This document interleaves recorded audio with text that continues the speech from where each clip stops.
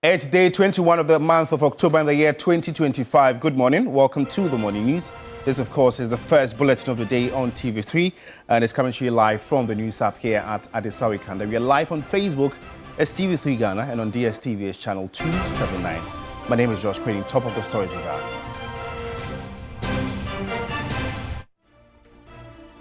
Government to set out special courts to handle cases of audit infractions captured in the Auditor General's report as part of efforts to fight corruption.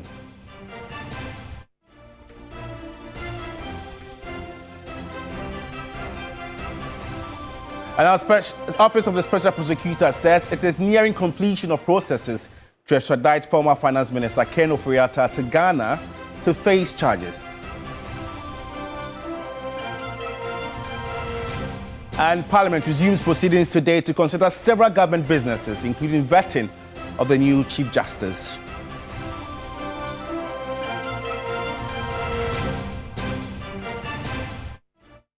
Well, we have details of these stories and many more coming up in the next 20 minutes if you spend your time with me. Remember, you can also get interactive with us. We are live on Facebook as TV3 Ghana.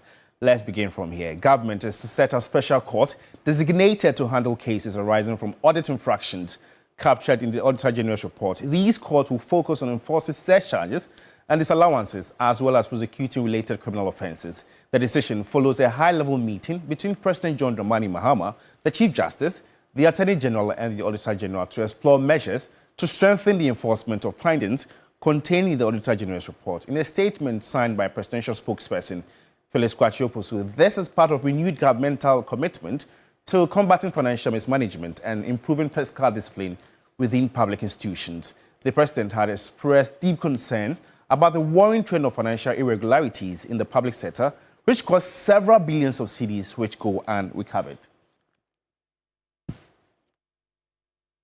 And away from that, Special Prosecutor Kisi Jabin has commenced prosecution of some high-profile cases, but a notable name with growing public interest is absent. Former Finance Minister Ken Ofori-Atta is yet to be extradited to face trial for alleged criminal conduct. There's more in this report. It's been more than 8 months since the Special Prosecutor Kisi Jabin declared the former Finance Minister Ken Ofori-Atta as allegedly involved in a number of corruption and corruption-related activities. He declared him a wanted man. The OSP redeclares that Mr. Ofori-Atta is a wanted person and a fugitive from justice. His name is hereby re-entered on the OSP's list of wanted persons. The OSP will take all necessary legal steps to secure Mr. Ofori-Atta's return to the jurisdiction and to answer to the criminal inquiries against him. In pursuance of this, about 30 minutes before this briefing, I triggered processes for the issuance of an Interpol red notice for the location and provisional arrest of Mr. Kenneth Nanaya Ofori-Atta in whichever jurisdiction pending extradition or his surrender. The announcement heightened public interest in the case, especially on the back of the NDC's attempt to implement oral.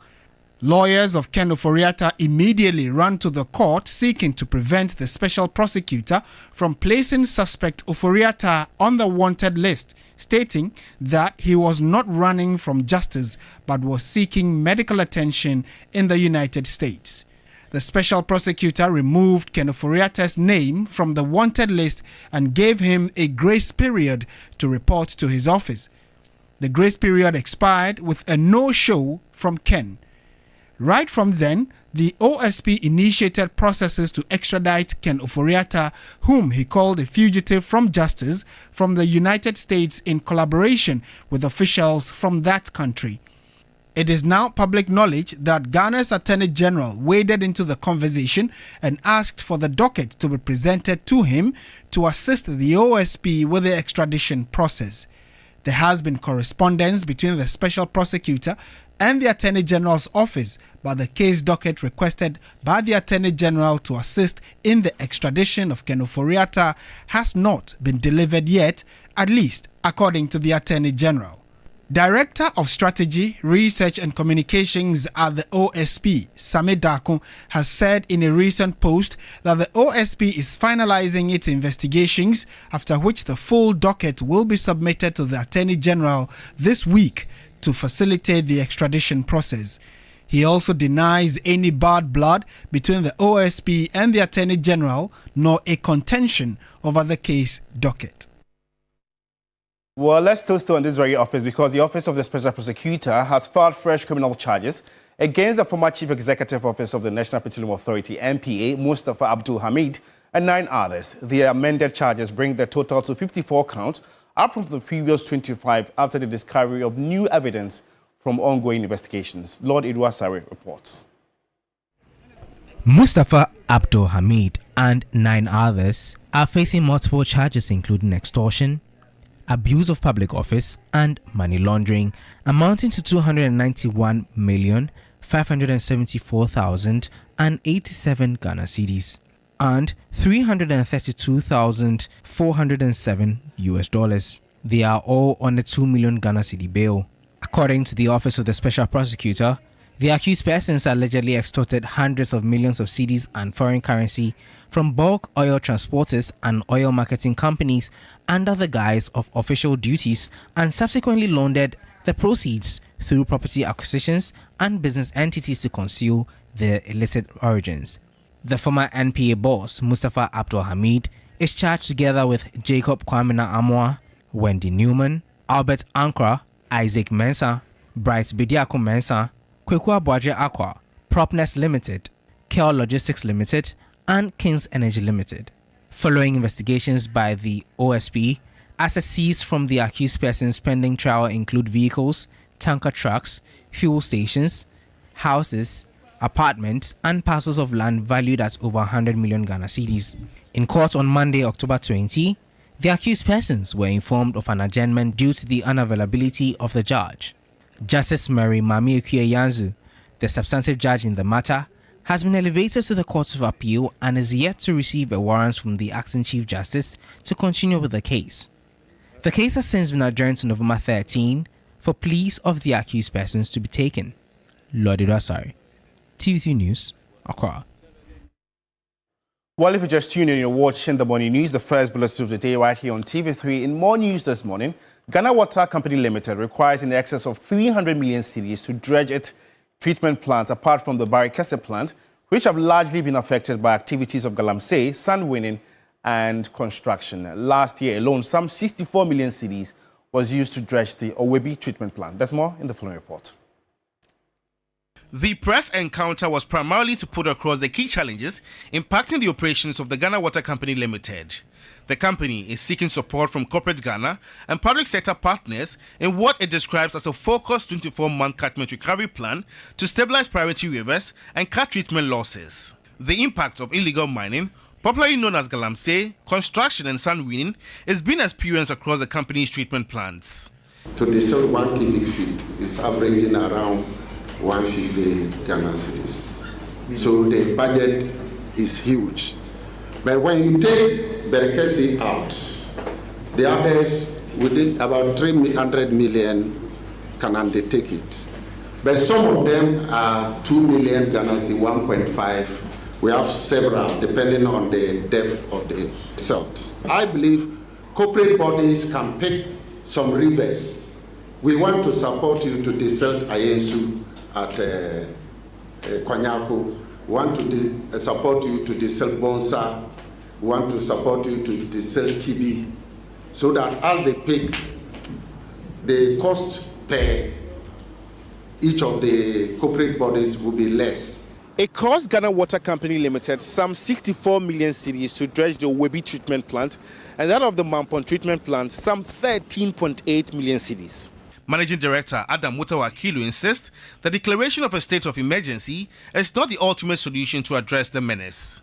If you declare state of emergency in one area, they will migrate to another area. So at the end of the day, the whole Ghana will be in the state of emergency. is what measures can we put in place for it to be sustained. You declare state of emergency, so for how many years? When the people continue, the day you lift the state of emergency, when they go back, we can't have state of emergency forever. So there must be pragmatic measures, as the President Mama had put it, to make sure that we put in measures to sustain it, and that will be sustained forever. I think in my position, Ghana Water is not state of emergency, and two, it's not only illegal money that sold our treatment plants. The company is acting with urgency and purpose to keep Ghana's taps running. George Queenin, TV3 News, Accra.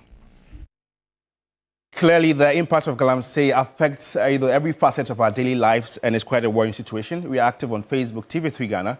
Engage us with your comment and opinions. And our members of parliament will convene today from recess to deliberate on key national matters, including bills, motions and policy statements from government ministries and agencies. And their upcoming meeting is the final for this year and is anticipated to feature debates on the presentation of the 2026 budget. Christian Yale reports.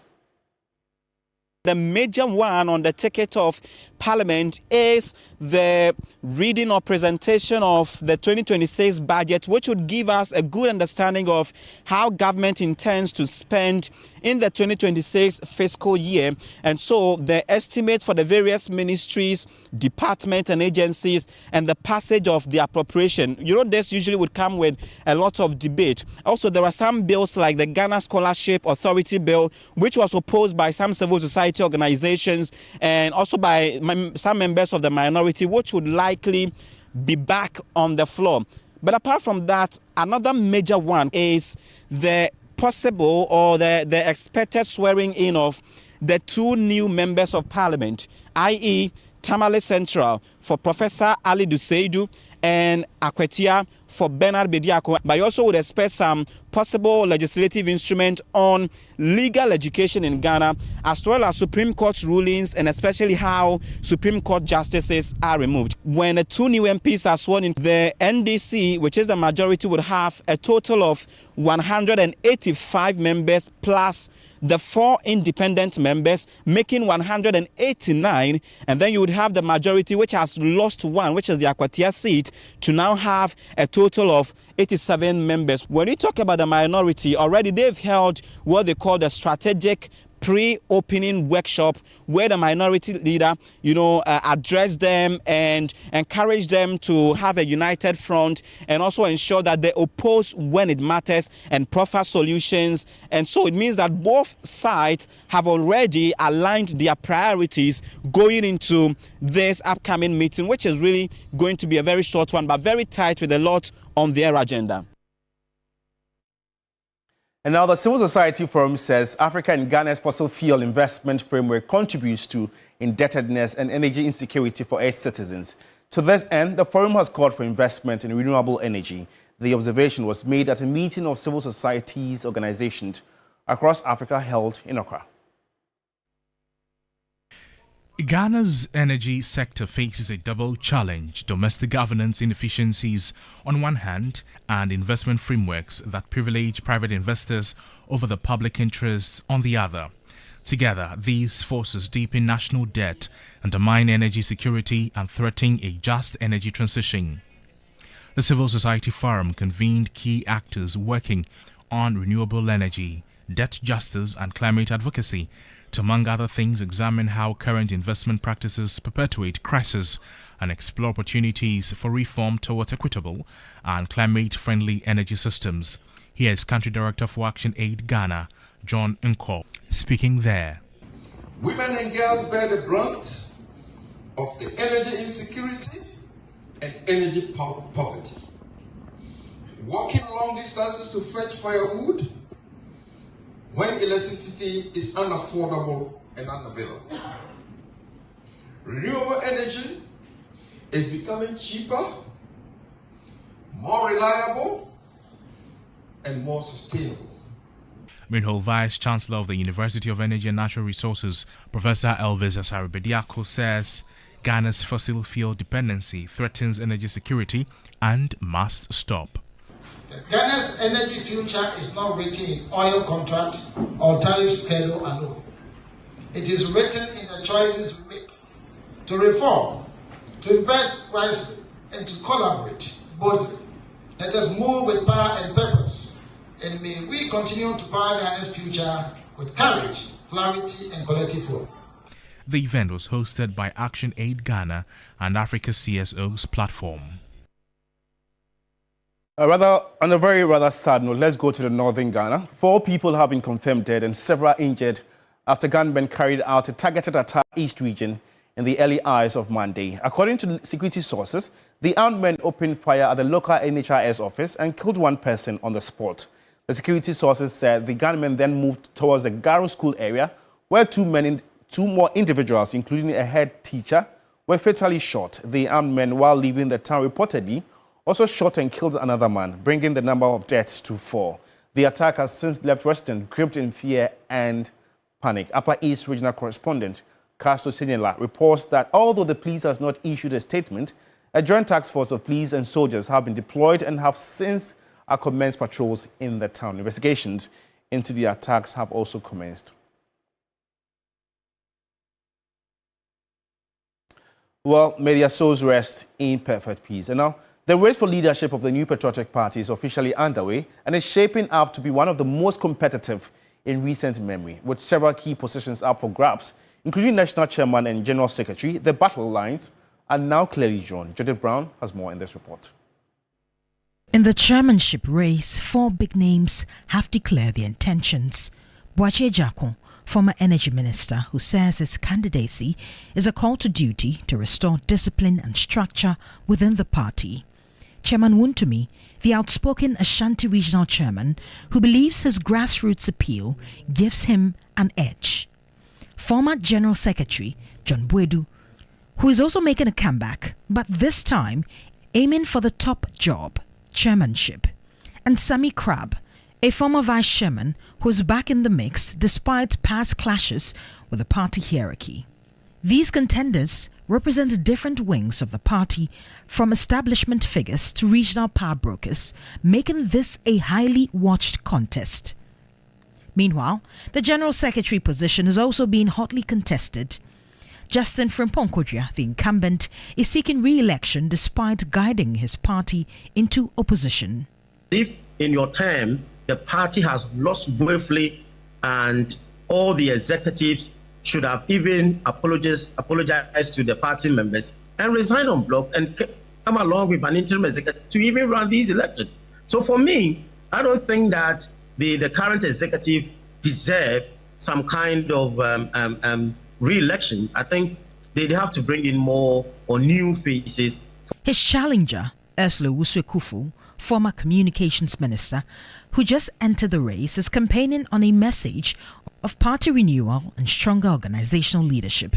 For political analyst Dr. Samuel Efriye, Ursula is the better option as she brings experience, energy, and the credibility needed to rebuild the MPP's grassroots support. Currently, you realize that she is one of them that when it comes to the party structure, most of the top experience, being a minister for all this while, I think for 8 years, and also a gender activist, you talk about MP. So when you compare with the male contestant, I think that she can also fit in and fight for her position. Also in the race are former Subin MP Eugene Boakye, former Deputy Information Minister Sylvester Tete, and former EPA boss Henry Kwabna Kokofu. With both races gaining momentum, the stakes couldn't be higher. The new leadership will be tasked with uniting the party, restoring its image, and preparing for a serious comeback ahead of the 2028 elections. And as delegates prepare to cast their votes in the coming months, all eyes will be on who earns the trust of the party's base. Will it be the experienced old guard or a new generation of leaders with bold ideas? Only time and the delegates will tell. Judith Brown, TV3 News. Well, we'll continue to follow up on happenings in the camp of the MPP, particularly the flag bearership race, which is slated for January next year. On that note, we end the morning news. For more news updates, just log on to our website, s3news.com. Alternatively, follow us on Instagram, tv3.gh. My name is Josh Quinn. In a world where you can be anything, just be kind. It costs nothing to be kind. Thanks for watching. Good morning.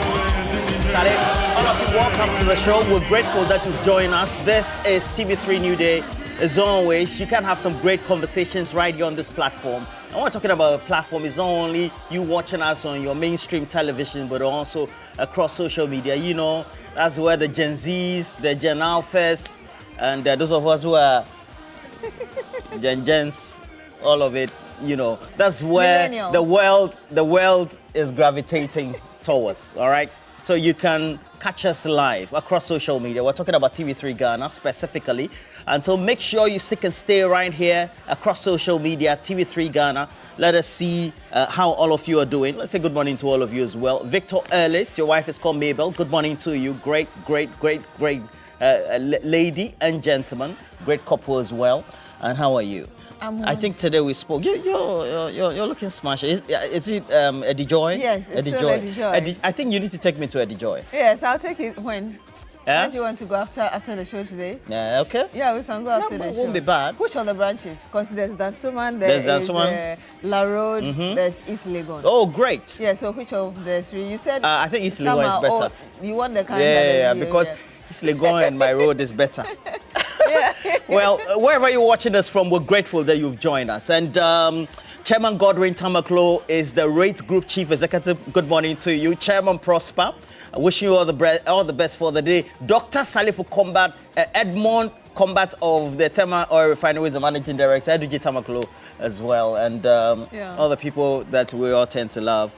Yesterday was the birthday of a great person. I couldn't get the picture because the picture corrupted when it was sent to the mainstream. So I would want to acknowledge you again. You are with the Kombono Institute. It's at Sogakope, and you are an educationist. Bernard Agbamebiase, wishing you all the best for the day. Today, we promise that your picture will be part of the birthday celebration, even though it was yesterday. Belated happy birthday to you. And then Dr. Yayira Tenge as well. You are with the Ghana Military Academy. And you're celebrating your birthday today. Dr. Juliet Tenge, happy birthday to you. Great lady, great lady. Yeah, always motivating. Is she related to Efia Tenge, the police officer? I think they might be related. Yeah. They might be related. But what's up for today? Yeah, today we want to look at the computerized system because, and I'm sure, I mean, we've been talking about this for the past few weeks. Yeah. There are still challenges. So now the Ministry of Education wants to deal with the problem and is looking at reviewing the system, as it were. So we want to hear your thoughts, really, on it. And, yeah, whether or not... you have some proposals, yes, you have some proposals. And I'm sure you're aware that yesterday the senior high school students went to school, school reopened, and so there were some challenges as well. But I think those are more of internal administrative processes, perhaps, that were taking time. So the main thing we want to look at is the ministry's decision to review the placement system, and hopefully it's able to work better, because this is like an annual affair. Yeah, if you've been through the placement system, you know that it's fraught with challenges, because people genuinely know that they have certain aggregates, and the explanation is that you may have had, is it one or two, but someone's one is heavier than yours. And so as a result of that, you could be placed in Infantiman or Ketasco or Ola or maybe somewhere in St. Louis. But somebody almost like same grade will then go to Benkum or something, even though they didn't choose that as their first or second choice. So that's where the misnomer is. So we'll see how that goes. Yeah. I think the other time somebody was trying to explain that if somebody got straight A's, obviously you expect that the person will be selected to, say, the first choice. But if you had a B or C somewhere, it affects the whole calculation. So, well, let's see how it goes. Yeah. And then also, you know that we've been chasing Ken Oforiatta, the former finance minister, for a long time. I'm not talking about me or Beatrice or Media General. We're talking about Ghana through the Office of the Special Prosecutor. There was a red alert, meaning that Interpol had been informed that wherever they found him, he should be repatriated to Ghana to face charges, so to speak. But of course, we saw him with a backpack, you know, and the wife in one of the states of the United States of America. Now, the Attorney General's Department apparently is revealing to us that The Office of the Special Prosecutor hasn't just released a docket to them for them to take over that case. Yeah. So which is which? We'll be discussing that. Because among these key issues that all of us need to take a relook at. So we'll be discussing that as always. And so make sure you can stay and join us this morning. We'll have some great conversations thereof. But, you know, you can also get interactive as always. We have cash out. It goes with Shoko star 439 hash. And our question of the day is right up. We'll mix that with sports after big issues. You also have some great interaction. We're down with Ghana Most Beautiful. Yes, but we'll have the first and second runner-ups. They'll be in today us, because yesterday we had the winner at Tottenham. Yes, at Tottenham. So Asakia will be here. Asakia and Sika. Fantastic. Yes. Don't cry, eh? Hold yourself. Don't cry, okay? No, their stories are different. Yeah, I know. Yes. I know. Why did you cry? You're becoming like Cookie. So emotional sometimes. No further comment. Oh, Roland. Anyway, so we have a tissue. Should I give you tissue? We have a big conversation coming up, and so this is what you need to do for our question of the day. We're asking. Yes, we are asking what you make of the Ministry of Education's decision to review the computerized placement systems. Perhaps if there are some proposals that you've got as well to give to the ministry, how this could be made smoother for you. So next year it's better for all the parents and teachers. So yes, welcome to This Morning.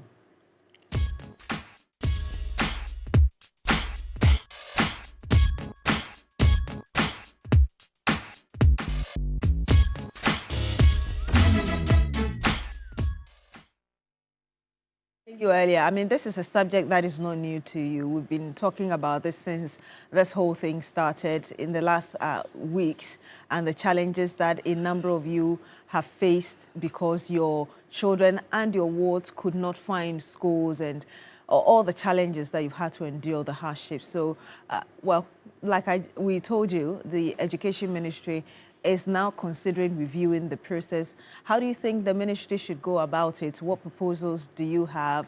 Let us know. Well, we do have Alhaji already. Good morning to you, Alhaji. Thank you so much for joining us. I hope you're well. Tell us what's on your mind.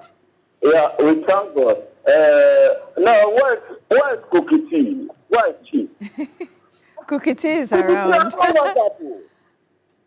Don't use that and I say Shamima and you say something different. Rola, that's right. Nah. It's a bit Nah, today, Gombian. Chief of Staff, Honorable U.S. Debra. Let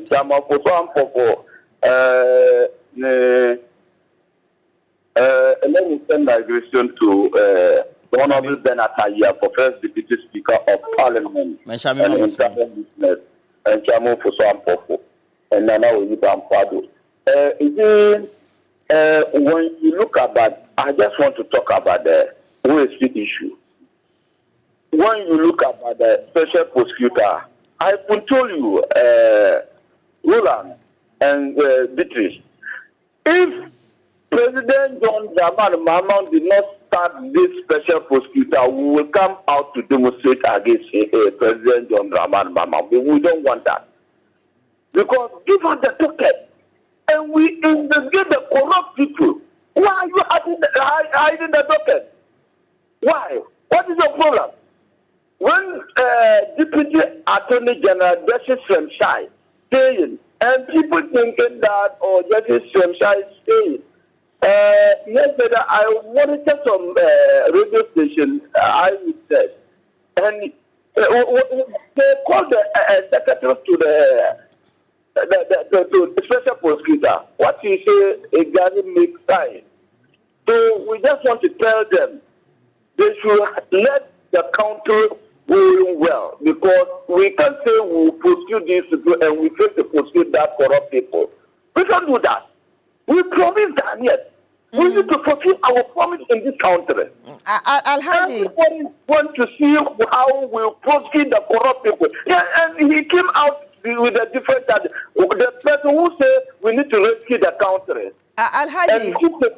Yes. We're grateful for your thoughts on the special prosecutor, something that we'll be going into very deeply during the big issue conversation. But do you have anything to say on the computerized placement system that the Education Ministry is talking about? Computerized placement, yeah, I think we need to look about it because sometimes they can put somebody somewhere and she go there or he go there to a conference. So let's look at the right process and we'll do and put the people. I think nobody will have problem with that. So I think Honorable Haruna Idris is the education minister, our neighbor brother. You need to look at this and look how we can find a solution for this problem. Let's keep on look about our problem and fix the problem, not let the people start talking. That complete balance system is under Akufo-Addo government starting it. And they do it hard. So I think these people, they are enemies for the country. So let's not follow that process. And we need to change it. And Alhaji, it's okay. Alhaji, thank you very much. And greetings to the people of Savelugu. Thank you so much, Alhaji, for joining us. Yeah, he's got a lot to say. Huh? Yeah, he always... so we have a couple of comments. This one is coming from the Chief Executive for Wembley Sports Construction. Good morning to you. Robert Coleman says that I've had to make a lot of interventions for a lot of my friends whose children seem frustrated with their school choices. But I think that we need to make sure that we give due recognition to efforts being made. Free SHS may be good, but it also means that people want to choose the big schools. So why not expand the big schools? Because people would always love the big names in their selections. All right. Robert Coleman, Chairman Kohli. And then this one also is coming from Randa Shah. Randa Shah, good morning to you, as well as the rest of the family. James, your husband, the rest of the Drain and Dreyer. I still have faith in the special prosecutor, you say. Hey, you have faith in the special prosecutor. I thought others said today, you know, they do this thing, but let's see. We do have another caller. Yes, there's just a statement coming from Ben who says, why don't you get up and free yourself, Beatrice? That's when I was sitting. You wanted to dance? No, when we opened the show and we were dancing, and he feels that I should have stood up to dance. Anyway, we have Collins on the line.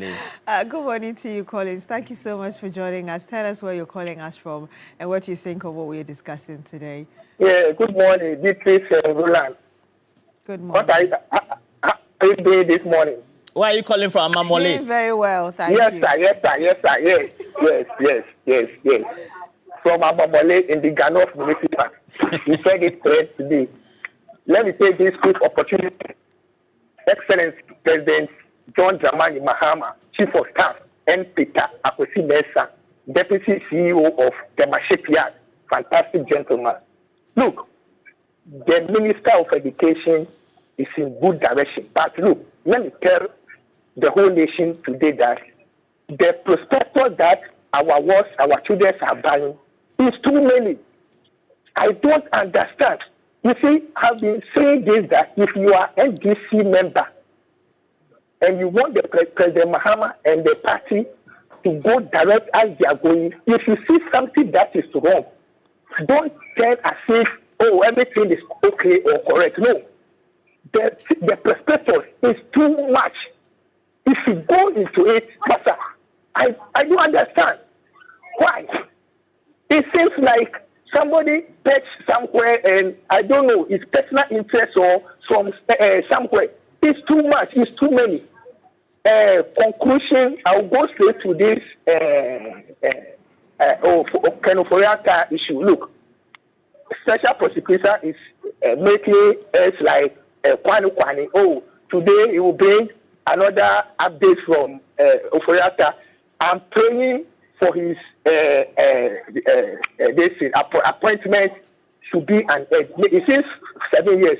No say anything, but God willing, it will gradually end, and the president of the land will dissolve that that appointment. Because I know that yes, we have CID, we have Attorney General. What about this special prosecutor doing what? Using taxpayers' money for enriching himself. Master, you should be better. Collins, yeah. Okay. Yes. I was just asking whether you have evidence to the fact that... Oh, master.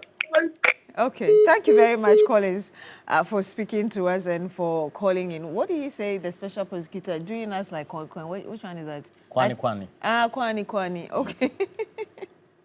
Thank you very much. But yesterday we had Sami Dakon of the special prosecutor saying that just like the Attorney General has always been asking Ghanaians to be patient with him because investigations do take time, he thinks that we should apply the same principle to the special prosecutor and how he's handling cases. Okay, let's go to Sani now. Good morning to you, Sani. I hope you're well today. Tell us where you're calling us from and what you think of what we're discussing. Okay, my name is Sani from Wali Wali. I'm fine. How are you too? Very well, thank you. How is Wali Wali today? Wali Wali is very peaceful. Everybody is fine. Okay. We thank God. Okay, so I support the minister's decision to, as it were, review the computer selection process. In fact, it's almost 10 years since that particular thing was introduced. And then it was introduced to address certain challenges. Okay, so question is, are those challenges been able to address? Because year in, year out, we still hear, challenges whenever the DDC resource is out. Okay, people are not getting the required school that they're supposed to get and all that. People have aggregate 1, 2, 5 and all that. Yet they don't get the schools that they choose. Yet people who get 25 or 30 rather get those schools. I think there is a big problem there that we ought to address. And I support the call. And one of my suggestions is that I want to say that the students should always wait for their results to come out so that you know the kind of grade that you get before you do the selection. Do you understand? So that I think it will go a long way to address that kind of challenges that we're talking about. Apart from that, I want to also commend the minister. In fact, he has brought a lot of reforms in the ministry. Okay, we can see that sanitary pads have been given to our girls and all that. And then the involvement of the private schools in the free SHS. We are told that 25,000 of our boys and girls have also been placed in those schools. So if that intervention wasn't even put in place, what you are hearing in terms of the challenges would have even been more than what you are hearing. So we thank him very much, and we're soldiering behind him. You should try and make sure that system is reviewed so that next year we'll not have that kind of challenges. Thank you very much. Thank you so much for calling us from did he say Wali Wali? Yes. Yes, from Wali Wali. Wali Wali. Yeah, but I'm not sure whether he's saying that the students should wait until the results are out before they select it realistic. Because normally you choose before. So we have two options, being the status quo to remain, and then the option that you also espoused, where they say that the results should come. Then people will get to know their smoothness level, so that you don't choose presec when you know that you're not a presec material, so to speak. Yeah. But then it's not a good justification as well, because people may get a certain aggregate, but in reality they're very good. Yeah. They're very good. Yeah, there are a number of good students who don't tend to perform well during exams time. Maybe at the WAEC, so to speak. Maybe at the junior high school level. And then they get to blossom at the senior high school level as they mature. So I think that's also up for debate. Yeah. Let's speak to Daniel now, who joins us as well on the phone. Good morning to you, Daniel. How are you doing today? Tell us where you're calling us from and what you've got to say on what we're discussing today. Okay, thank you. I always watch your program. Today is my first day of getting you on the line. Oh, thank you for joining us. Yes, Daniel. I'm Daniel. I enjoy your program. Roland, Beatrice, and all of you. Thank you. I want to talk about the school, the perspectives. Hello? We can hear you. Please go ahead. I want to contribute to the perspective the guy is talking that they are playing, Is it for the students or for the school? When we go to school, we buy things for our children. The thing that they are bringing, is it for the school or is for the children? So parents should know that the things are for their work. It's not for the head teacher or the teachers. So if they are buying plenty things, there are some important, some are not important. So just buy things that are necessary for the children. But if they are complaining, is it the government who is taking it or it's for the child that you are sending? I'm not sure. I'm not sure you got what we're discussing. What we are talking about is the computerized placement system. Computer selecting students and placing them in schools and the challenges associated with that. So the education minister says that it is going to be reviewed. So we're just asking your thought. What do you think about it, and whether or not you've got some proposals? Yes, please. So one guy complained about the things that the children are buying, the perspectives. Somebody was complaining about that one. Okay. That is too plenty. And I say, is it for the school or is for the child? So let's address that. If it is for the child, let us know. All right. Thank you very much, Daniel, for calling us. Yes. Thank you. So we have a couple of comments coming through. This one is coming from a friend who says that the government is disappointing us. My son, for example, didn't get his first choice play school, not his second and not his third, but fourth choice. And even up to today, he's still home, even though his grade was not bad. Herein, we still had others who had worse grades, but are in grade A and grade B schools. And this is a sad moment, I have to say. Wow. Gordon Enim, Ghana Port and Harbours Authority, wishing you all the best for the day. And, so Nani Ayok, Prince Nani Ayok, watching us from the UK, good morning to you. He says the computerized placement system in Ghana must address the principle by ensuring that high quality for all schools, and also to empower every school to teach the standards of grade A and grade B schools. By implementing robust digital tools and training, we can also enhance educational outcomes across all institutions. Additionally, let's also bridge the gap between the lower schools with quality teachers and fostering a more inclusive and effective education system. Forgive me, I'm not too sure I took the beginning right for you, but we have... Yes, we have Ella on the line. Good morning to you, Ella. How are you today? Tell us where you're calling us from and what you have to say on what we are talking about.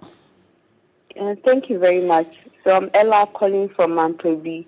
So I'd also like to speak on the computerized placement system. Are you a student or a parent? We have been talked.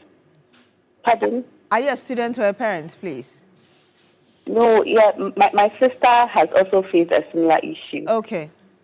Yes, please. I think I'm glad the education minister is actually doing something about it. And it's high time we work on these things so that we don't face such issues in the subsequent years.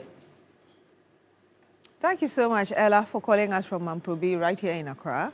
Thank you for sharing your views with us. So obviously agreeing with the minister for introducing or deciding to actually review this system.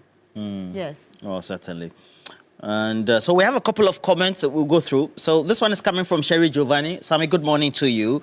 He said, every system is prone or subject to change. And if the Ministry of Education want to improve upon the system, we are all for it. I just want to suggest to the ministry to make all senior high schools do their admission processes online to avoid chaos on resumption days where productive hours are being wasted. Isaac Indomie of UEW. Good morning to you, coming from Sherry Giovanni. I think there are many senior high schools now who do the admission processes in terms of the administrative processes online before you get to the school. The chaos happens when you get to the school, where you have the masked up numbers of the parents and the students like with the boxes and their items. So I'm not too sure it's the... I think most of the schools now are having online admission processes, and the others also need to continue as well to make it easy. Let's go to Kwame, who joins us on the phone as well. Good morning to you, Kwame. I hope you're well today. Tell us where you're calling us from. What do you think of what we're discussing? I'm calling from KD. You are calling from KD? About KD. In Eastern Region? Yeah, about the school placement system. Yes, One thing parents must know is that anywhere that parents have their words are pleased, there are qualified teachers there to see. So when there was a place in particular, they should allow the children to go there. It's not where the children go back, but the children themselves can do. So they should stop this kind of preference, wanting their children to be placed in a particular school, and they should know that all the teachers that teach are qualified to teach, and they were taught by the same universities in Ghana. Now GS must also stop this grading of schools, putting them in grade A, grade B, grade C. Sometimes a student is sent to grade A school. They say that student is not qualified to do science, but this same student is qualified to do science in a grade B school. At the time, this student will be allowed to write the same science examination with students in grade A school, and we expect that they perform or they obtain the same grade. I think those kind of things are misplaced priorities. So GS must take caution, and parents must also be satisfied with wherever their words are placed, because they can equally do that. They are taught with teachers who attended the same university with teachers in this grade A school or the bigger school. The only problem is the infrastructure. So that is what I have to say about the school statement. Thank you. Thank you so much. Well, it seems you disagree with him. Not necessarily. People are entitled to their opinions, but at the end of the day, people have choices. You see, the last time I was making this on a platform, that the way we are as a society, we tend to move with blocks, associations, fraternities, all right? Yeah. So I belong to this region. I want to associate with this fraternity. Yeah. I belong to this school, because that's how we've done, we have composited our society. We like old boyism, association, area, you know, that kind of thing. So, for example, if somebody goes to Yasantua Girls, and there's a panel of interviewees, etc., or interviewers, so to speak, and you appear, oh, you went to Yasantua Girls. The conversation then begins. So it crowds out the new schools. Yeah. Except if, yes, you went to Legacy Girls, Galaxy, and all those ones are niche. And niche educational institutions that have also created a brand. So irrespective of who you are, once you enter, your accent is even different, the way you look is even different, so it's more acceptable. How you walk, but the reality is that if you go to the big schools, irrespective of how you become, nobody cares. Yeah. Right? Yeah. You see Chamawun to me, you see how he speaks English. It's hogwash. But at the end of the day, he said he went to Prempeh. So when I went to Prempeh, he speaks all those English. That, whether he stayed through the course or that's not our business. So, you know.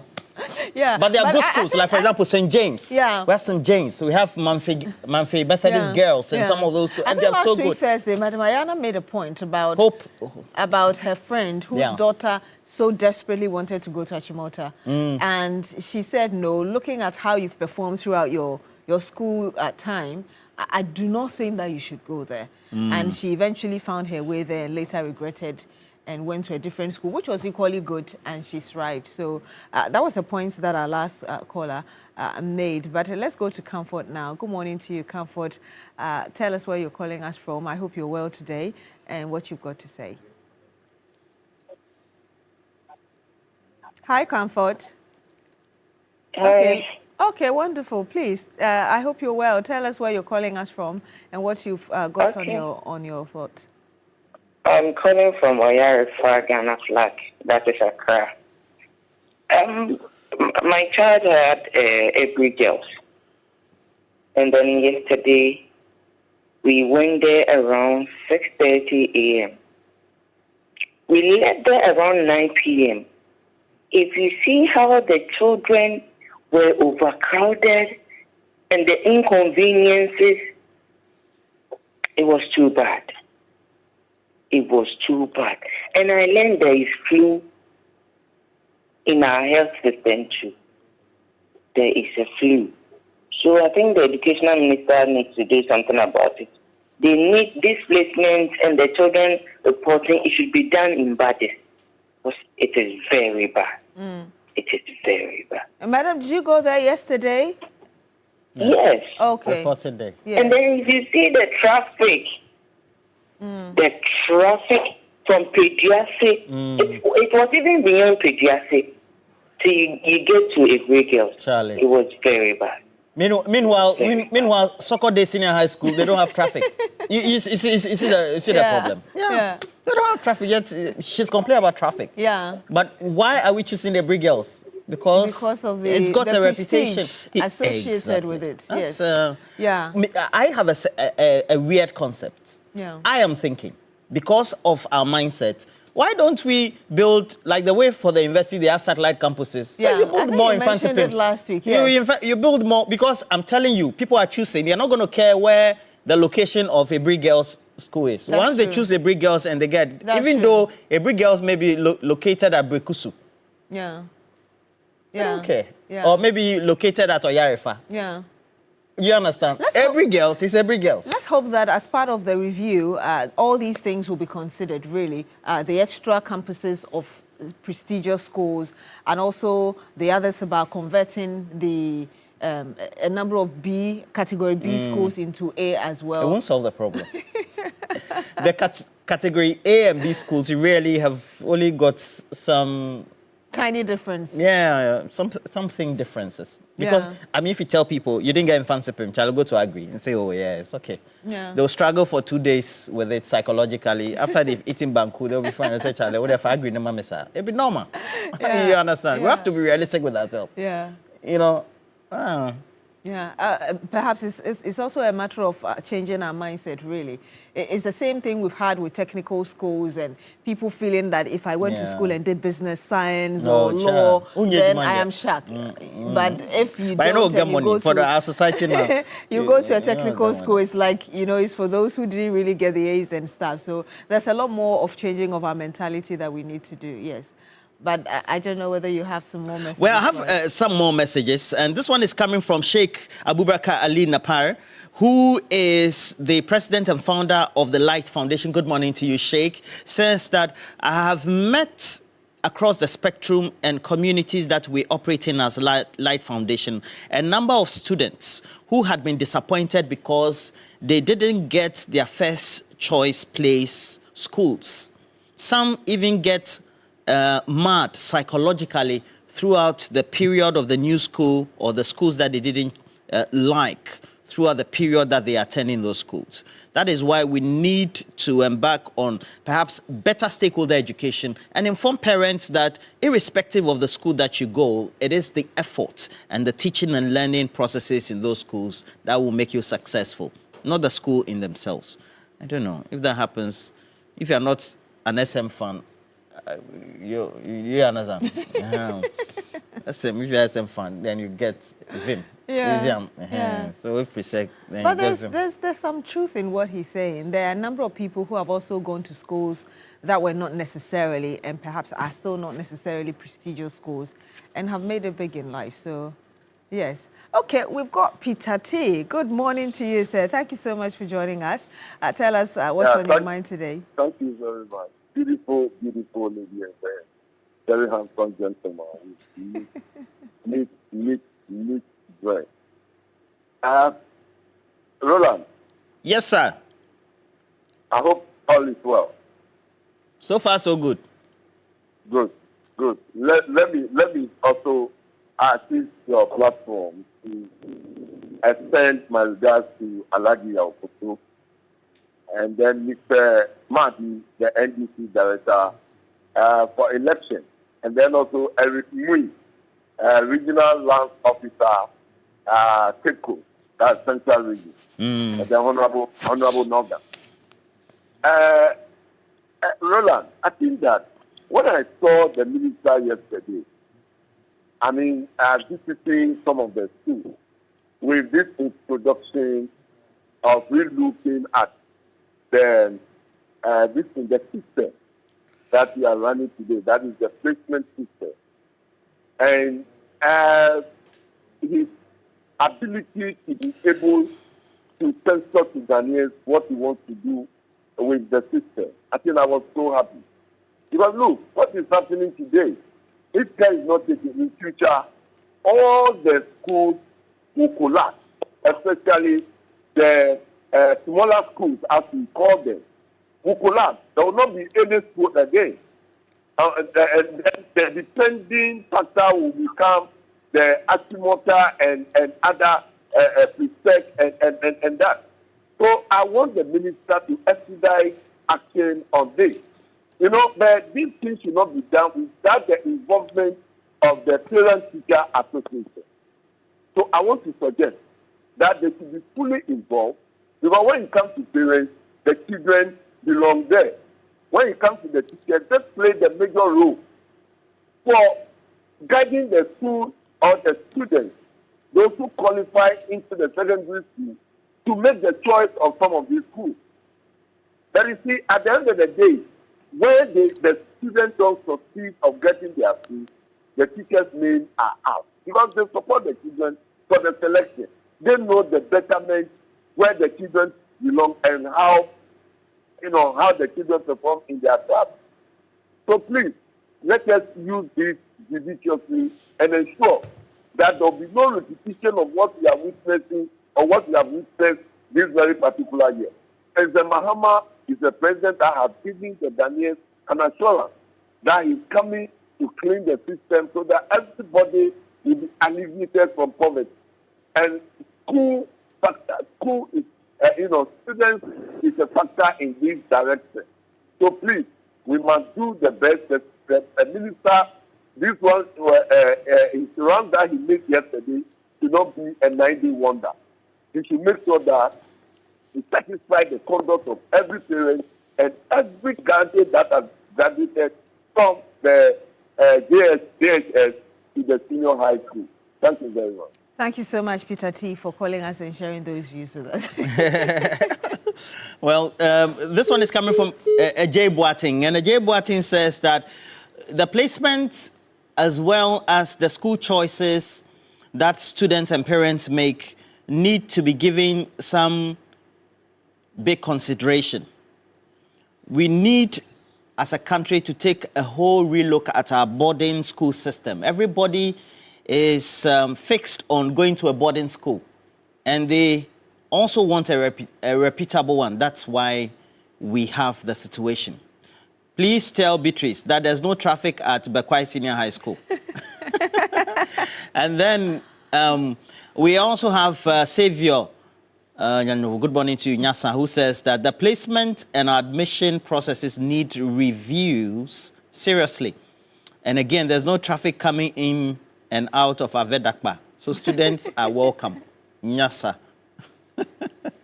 Yeah, let's go to Mr. Kofi Asare. He's the Executive Director, Africa Education Watch, an education think tank. Good morning to you, Mr. Asare. Thank you so much for joining us. Hello, Mr. Asare. Can you hear us? Hi. Good morning. Good morning to you. Thank you so much. So last week, we heard the news that the Ministry of Education was considering converting a lot of Category B schools into A. And yesterday, another level came about the consideration to review this whole computerized placement system altogether.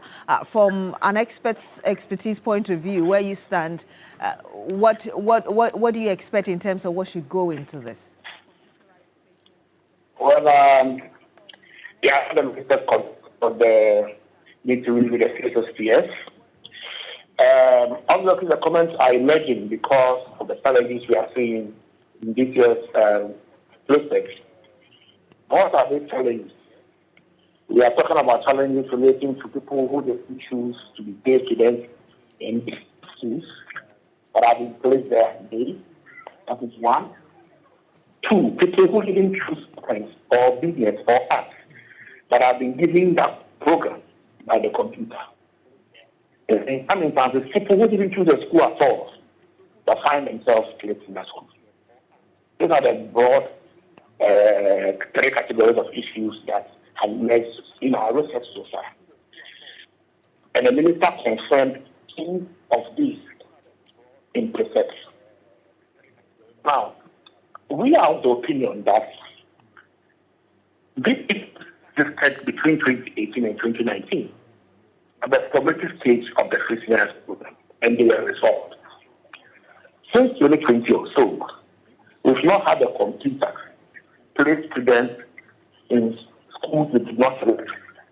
But especially the computer placing students daily when they choose boarding. and we've never seen the computer posting one into a school and giving them general access to get the grades they're required to do the science they choose. It has never happened. So this is a historical problem that we solve. Happened in the school selection system this year, which has led to what we are discussing.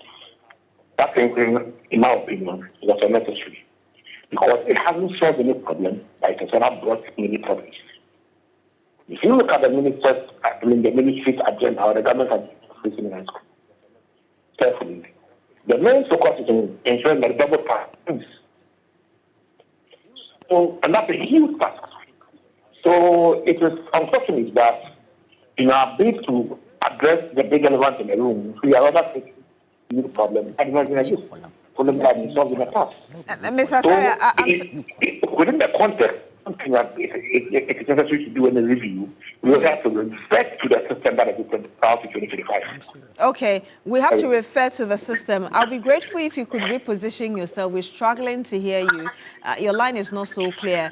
But when you talk about reverts to the old system, as it were, not putting it exactly as you just said it, how exactly do you mean in ensuring that we make this work? Hello, Mr. Sari. It looks like we've lost him. So hopefully when he's able to join us again, we would have a better connection to him so we're able to hear him and have a better conversation. Roland. So we have a couple of comments and I'll quickly just go through and then read them for you. But Sherry Giovanni says that, Papa, why are you not mentioning Bishop Herman College? We are category A school, yes. And then Nathaniel also said there's no traffic there. True. I don't understand. Anyway, this one is coming from Cephas. And Cephas is posing the question, please ask the minister for me when he's going to phase out the current traffic lights our children are going through. My child went to school less than a month ago and is back home. What's happening at all? I thought that there was a promise to make sure that we phase out the current track system the way it is structured. All right. And then, so this one also is coming from Oseje, who says that the implementation of the free SHS system was well done. What needs to be done by the current government is to make sure they fine-tune it. There's nothing wrong with the system.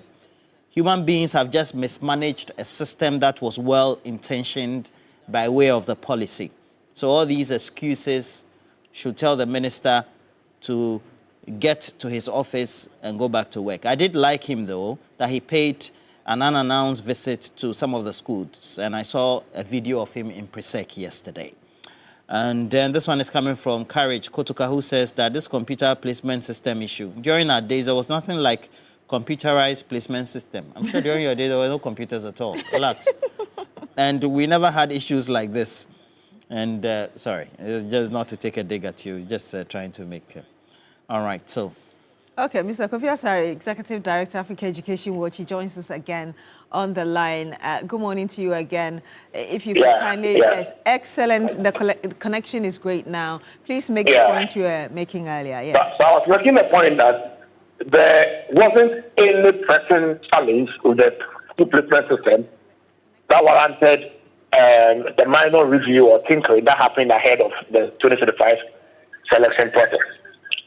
That intervention rather has created problems that have been solved in the past. And so what we need is not any major review or reform of the school placement system. We just need to revert to what existed as of 2024, and we should be fine. Let me indicate that the school placement system as a system is something like Ghana's constitution. It is not that requires regular reviews.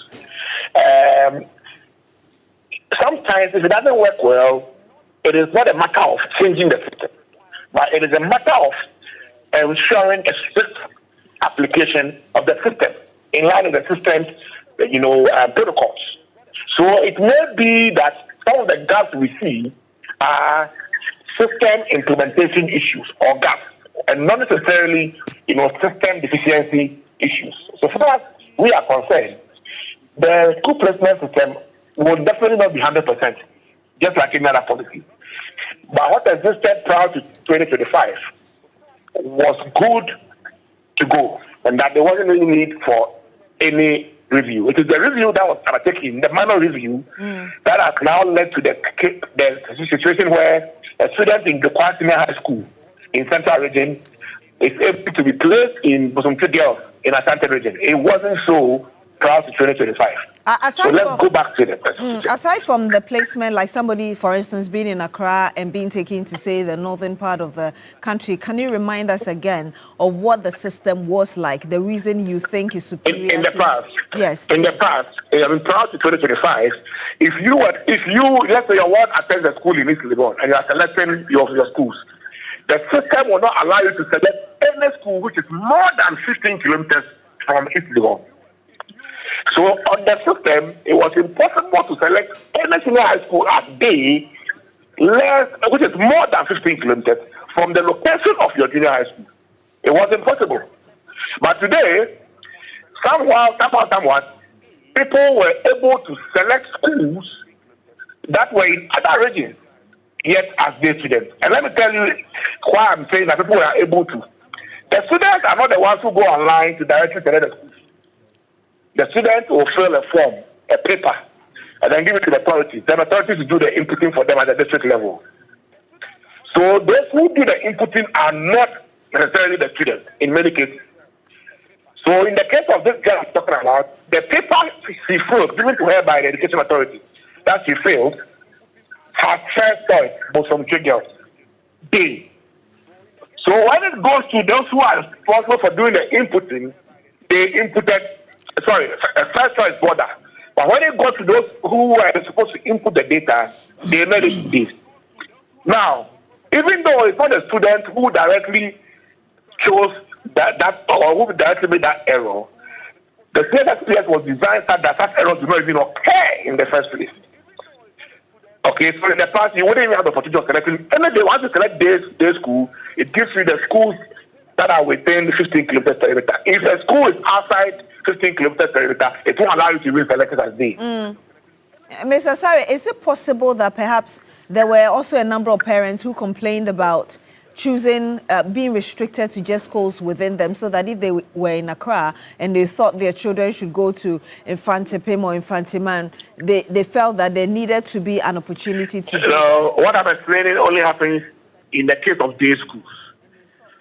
You are selecting about 2 day schools and about 5 boarding schools. You can select any school in Ghana for your ward once the boarding school, because the state has accommodation there for your ward. But I'm talking about day schools where it's expected that your son or your daughter will stay at home and commute daily. In that case, the state must restrict you because your son cannot commute 200 kilometers. And let me tell you something. In 2018, we did a study in Adiembra. Adiembra is around secondary, near St. John's School. And then we did another study in Morui, Yamarasa area.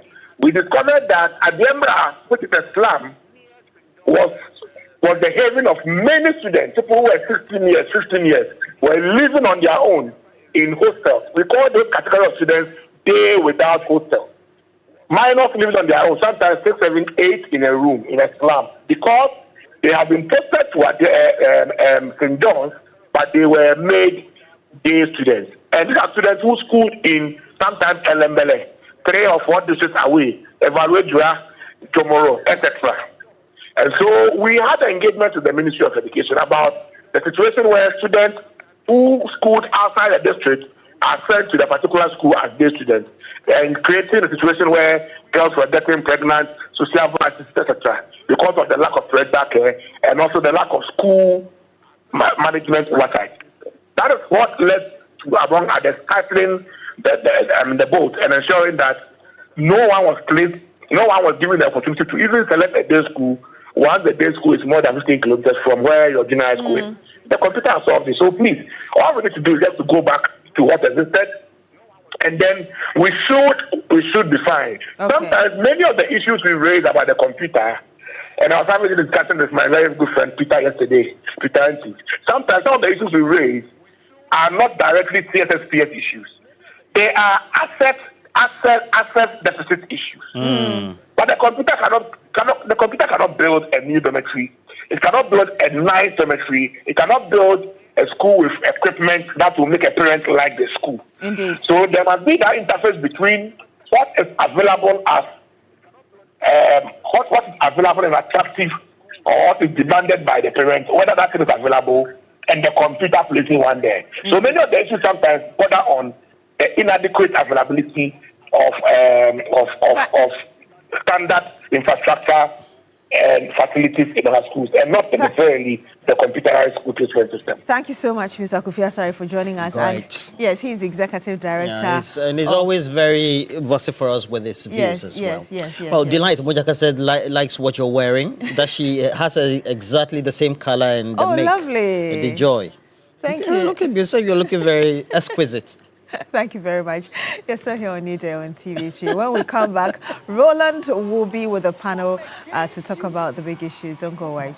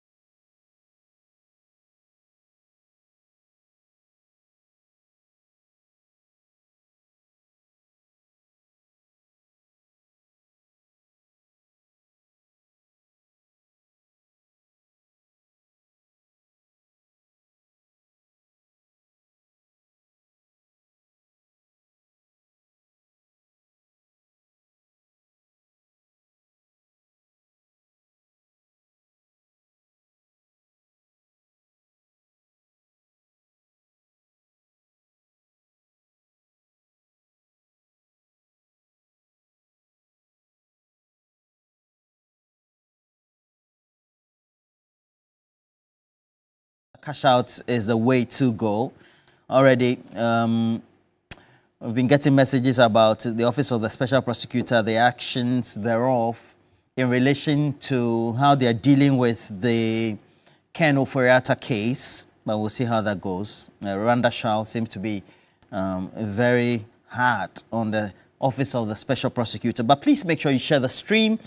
We're here to talk about, the subject matter of the Office of the Attorney General now saying that they had implored or asked the Office of the Special Prosecutor to give them the dockets that they'd been working on. It hadn't been forthcoming for reasons that we've had no explanation for so far. But we've had some swift reaction so far from the Office of the Special Prosecutor, and their statement again speaks volumes about where they think the situation is with Ken Oforiatta, the former finance minister, as well as other related matters in relation to him as a person.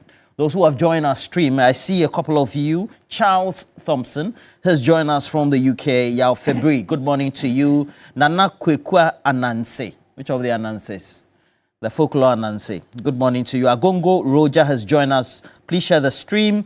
And then Teacher Kofi Jema, you've also joined us. Foli Salom, good morning to you. And Prince Nania York, Phil Sell, wishing you all the best for the day. Please make sure you share the stream. Let's have some great conversations, and let's take a look at what we're looking at today. So we have our regulars right here who will be joining us, but again, John Nogbe, you're celebrating your birthday. Share the stream for us. John Nogbe, happy birthday to you. Wishing you all the best for the day. And well, today we're talking about some important matters, and it's apart from the special prosecutor, the fight against corruption. We already know that the Democracy Hub, that pressure group, they filed an injunction against government deportation of foreigners who are deemed to have committed acts or omissions in relation to Galamsey, so to speak. So right here in the studio, I have with the United Party, a Deputy General Secretary in the interim position, as he is, Daniel Sapong. Good morning to you, Daniel Sapong. Good morning, brother. Wishing you all the best for the day as well. I hope that we're going to have some great conversations. We will. Great, absolutely. Great. And then lawyer TK Jimagan, good morning to you. Good morning. How are you I'm doing told today? that your school, Mauli School, will be celebrating 75 years. Yes. Yeah, you guys have been making noise, led by Edem Agbana on Facebook. Yeah, we 75. Is it this weekend? This weekend. Okay. And I'm inviting you to Ho. I'll be there. Things will be cool. I'll be there. Yeah. I'll be there. Ho this weekend. Here we come, Ho. And then also I have Dr. Josiah Koba as well. He's also a legal practitioner, and then also a traditional ruler, right? Yes. Good morning to you, Dr. Koba. Good morning. Good morning. Good to have you. As and when my brother here is Ho Infantipim. Ho Infantipim. Yeah. Okay, you're an Infantipim old boy. Gen Trekan. I didn't see and then I didn't see it coming. And then have you. Yes. All right. A lot of people pick fights with you. Maulians will not be happy with you at all. And then also Alhaji Jibril of National Security, you're deployed to the Tema Industrial Enclave, TDC and all, Tema Oil Refinery, Edmond Combat, Tema Oil Refinery as well. Wishing you all the best. And then also Alhaji Jibril said I should greet Madam Mold Idrisu. So Madam Betty Mold Idrisu, good morning to you from Alhaji Jibril. And Alhaji, welcome, I think, for me is delaying. But for all the things we have to tell you, please, we have a number of actions so far undertaken, and this is what the timelines have been, and we'll just take you through quickly as possible. So we'll have the timelines displayed on the screens for you. Okay, so we have by early June, the OSP secured a red notice from Interpol for Ken Oforiatta. Well, despite this notice, by the 2nd of June, the OSP formally triggered the extradition process through the Chief of Staff of the Presidency. The Chief of Staff then transmitted the extradition request to the AG, the central authority under the Mutual Legal Assistance Framework. And then subsequently, the 13th of June saw the Attorney General writing to the OSP confirming receipt of the request. And now we had 2 OSP officers were expected to join the prosecution team, and a copy of the investigation docket also supposed to have been made available. The OSP replied, providing the names and contact of its 2 nominees, an update that the OSP was also still organizing the case docket after a search and seizure operation at SML offices on June 10, also being communicated. And here we are today, the Attorney General following up, requesting the docket again, following the first request. By today, we're told that, look, looks like we don't have the docket at all before the Attorney General, because the 16th of October saw a leaked, inscription on social media showing official communication between the OSP, the Chief of Staff, and Attorney General, and the OSP then denying responsibility for the leak and reaffirmed that it was not frustrating the process. And here we are. Sami Darko is a legal practitioner, but also works with the Office of the Special Prosecutor and communicates for it in that same capacity. Good morning to you, Lawyer Sami Darko. Good morning, Roland. My designation is Director for Strategy at the OSP. Okay. Just for the record. That's fine. Director for Strategy. Yes. Now, what really is the attempt by the OSP? Is it to frustrate the Attorney General from getting his hands on the docket, or what really is the explanation? Thank you very much for the opportunity. I don't think that there is any problem between the OSP and the Attorney General's office, except those who do not understand. The issue really is also not about a docket. The OSP, as you are aware, has been working tirelessly to bring Mr. Furiata back to Ghana. And it will not do anything that will frustrate all the months of the work that it has put together. When the OSP started this work, many people had very little faith that we could even put him on red notice. And if you take a look at the timelines and the things we have done, you will notice that we have done a very diligent work in ensuring that Mr. Furiata is brought back to Ghana. And the OSP is not going to allow this process to be politicized, because Ghana has one shot to bring back Mr. Furiata. And if we allow it to be politicized, our chances diminishes. And I'll tell you why. 2 major things. The OSP is supposed to give to the Attorney General documents that the Attorney General can use to process the extradition. Now, this document is what people are referring to as docket. The OSP has not refused to give those information to the Attorney General. In fact, just September, although that information was not leaked, the Attorney General had written to the OSP and asking for even an incomplete investigation report. And the OSP has assured that it is building up the rest of the information, and as soon as it's ready, it will transmit to the Attorney General. So really, there is no issue. Unless you do not know the documents that are required for extradition, let me quickly go through some of them. One of the important documents you need for extradition is the arrest warrant. The OSP has the arrest warrant. And if you remember, I know that the media has not been covering it. Since we got the arrest warrant against Mr. Furiata, he has sued the OSP about 7-8 times. And the OSP since June has been battling these lawsuits alone in court, just to ensure that the arrest warrant remain valid. The next thing you will need is an Interpol red notice. The OSP worked tirelessly and secured the Interpol red notice. And the red notice is alive as we speak. Even as I talk to you, Interpol International has written to us to justify why he should continue to remain on it. And that is routine. Almost every 6 months, you have to justify why a person should continue to be on red notice. And people who don't know the meaning of red notice, it means that the OSP has effectively restricted the movement of Mr. Oforiatta. Hitherto, we have records that shows that he was crisscrossing America and London. But currently, as we speak, he cannot do that. And we know that he's currently somewhere in Maryland, Virginia, Washington. And so those who think nothing has been done, a lot has been done to even restrict his movement to one particular place. Now, there are other things you need to add to the extradition briefing, which is the offenses you have charged the person with. And then there's something called constitutionality. You need to justify whether the offenses here is the same as there. And then the most important thing that the American court will look at is the issue of the political character, political bias, witch hunt. You need to justify that the person is not being persecuted but being prosecuted for stated offense. It has nothing to do with politics. That is the most important one. And these other ones is the AG that will be justifying it.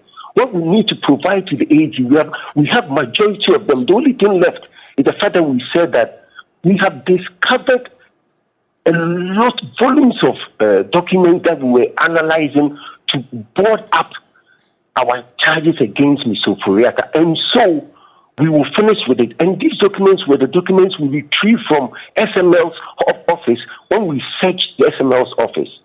And we're saying that we need time to analyze these documents and add it.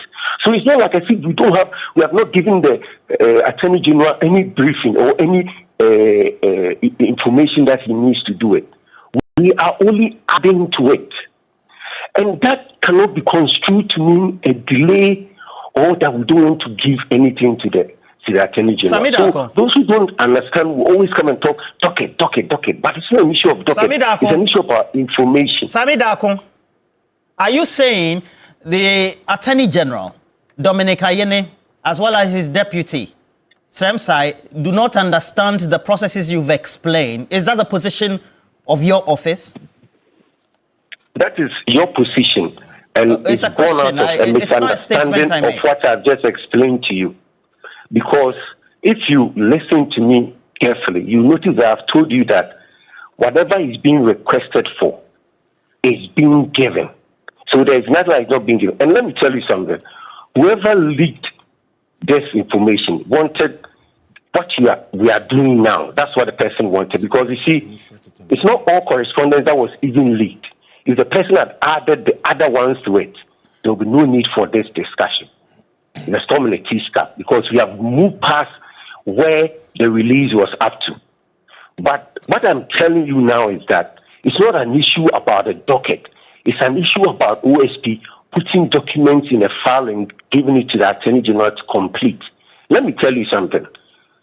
Mr. Oforiatta is not the only one that OSP is investigating the SML matter. We have about 22 suspects.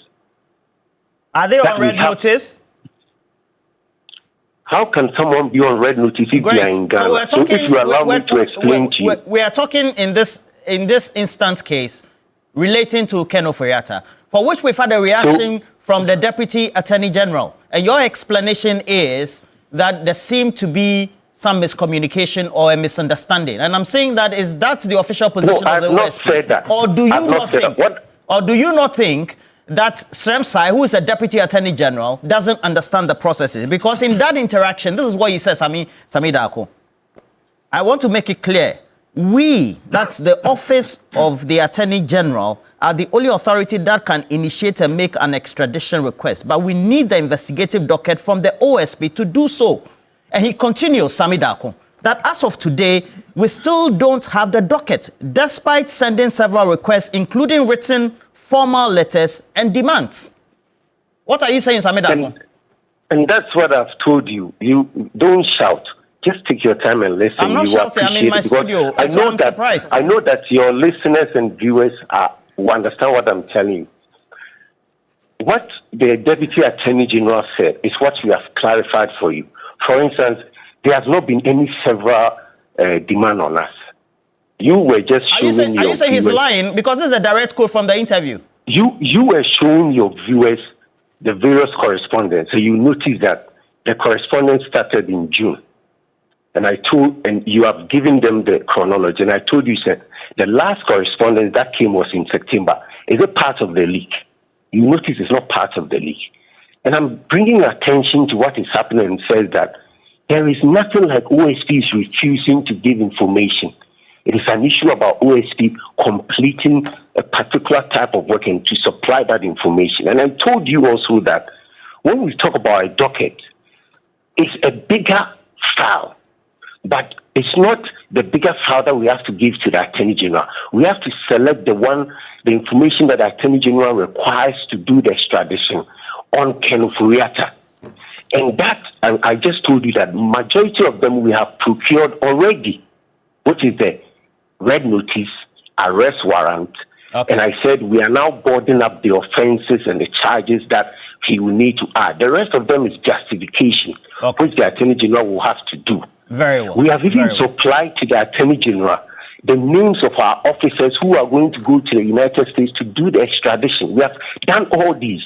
All I'm telling you and the viewers and the listeners is that OSP is not going to allow this matter to be politicized, because when we do that, then we are helping Mr. Ofori-Atta not to come to Ghana.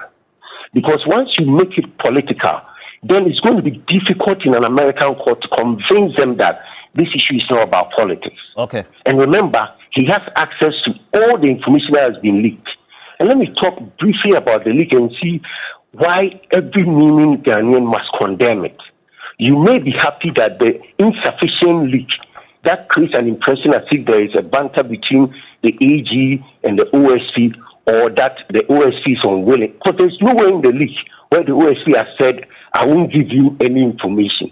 How can the OSP that has fought effortlessly to ensure that Mr. Ofori-Atta is brought down to face justice be the one that will frustrate the process? Okay. We are rather even in a hurry. So, how then would you describe the position, if not the comment from the Attorney General, of course, from the Deputy Attorney General, in reaction to how it looks like, based on my own description, sluggish the OSP seem to be riding this whole journey, so to speak? Let me explain to you again. As we speak, the OSP is the only independent law enforcement agency that is investigating Mr. Ofori-Atta, that has placed him on Interpol red notice. And that is the body that, when he is brought down to Ghana, is going to prosecute him. The OSP has worked tirelessly, even when many people doubted it, including media personnel, when we had said that Mr. Ofori-Atta was just playing hide and seek and did not want to come to Ghana. We have come too far to botch our own operation. We are a specialized institution. We are very focused and we know exactly what we are doing. Okay. The AG's role in this exercise is to help. I'll rephrase my question. I don't know whether your response is the response to my question. Again, how would you react to the position of the Attorney General following the comments by the Deputy Attorney General that it looks like the back and forth from the OSP seem to be slowing down the process to bring him right here into our jurisdiction?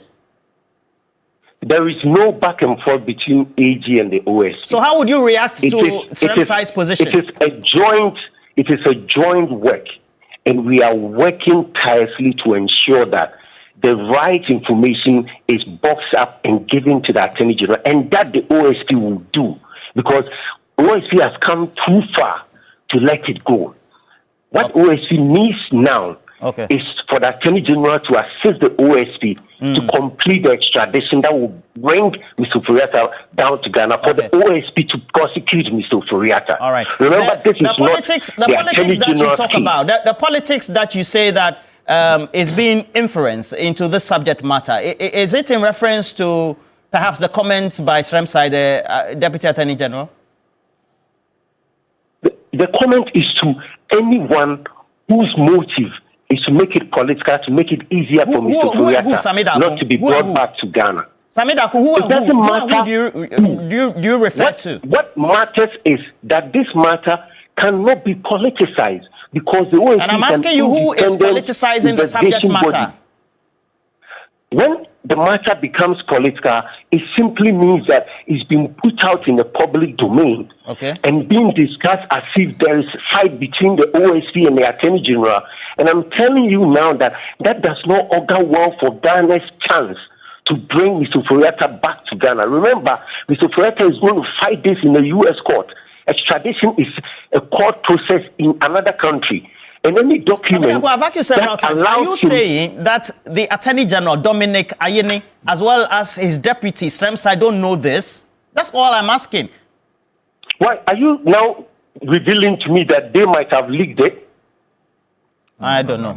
I don't. Samidaku, I think we've ended. We're done with the conversation. Okay. Thank you very much, Samidaku. Samidaku is Director for Strategy, the Office of the Special Prosecutor. But so straight away, that's where we zoom into the conversation. And TK, would you say that perhaps the comments by the Deputy Attorney General, Sremsai, seem to have riled up or incurred the wrath of the Office of the Special Prosecutor? Especially in response by Samidaku, the Director for Strategy of the Office of the Special Prosecutor. Good morning to your viewers, and good morning to my good people of Hohwe. Chaku, good morning. Look, Sami started by saying a lot of people were skeptical about their activities and whether they will achieve success. That alone should tell us that within they have a problem. Luckily, he said his position is... He says they don't. No, they have. If they don't have problem, what the hell is he telling us that a lot of people are skeptical, including media men? Or I didn't hear him well. You're right. Yes, he said including media men are skeptical. Now, he says he's the Director of Strategy.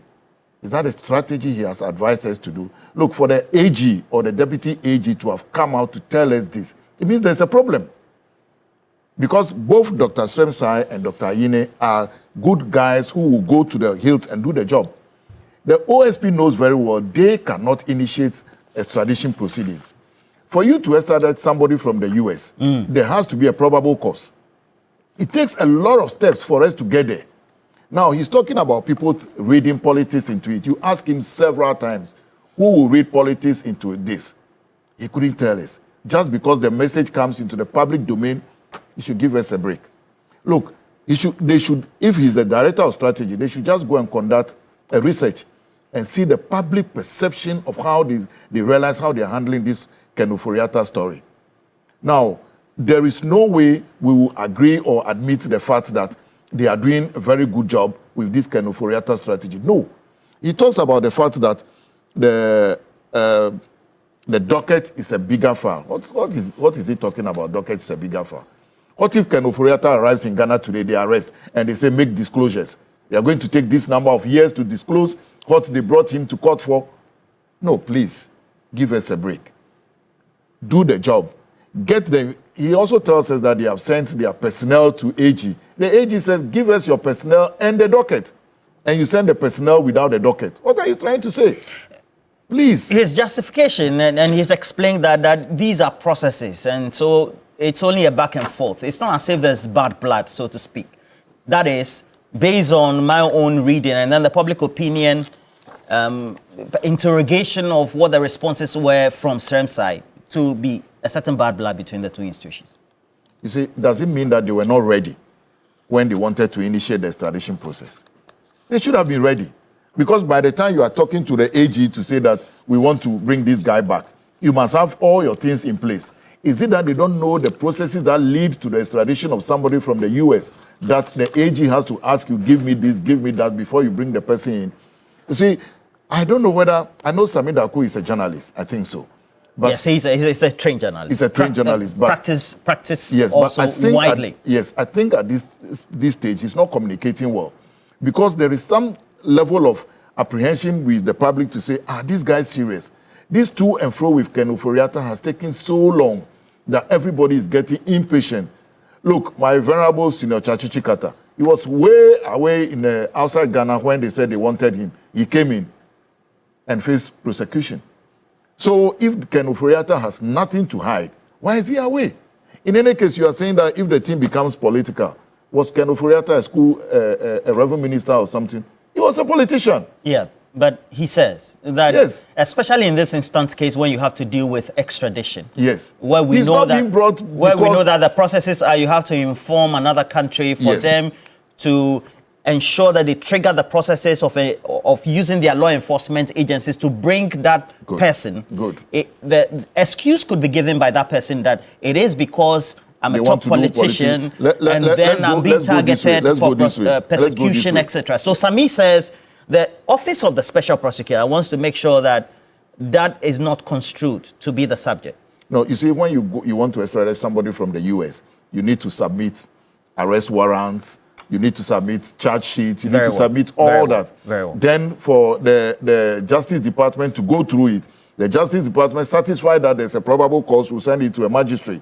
The magistrate will go through it and see if there is a probable cause. Then they will submit to the Secretary of State. The Secretary of State will okay it. If the Secretary of State okays it, then they will get the marshals to bring the person in.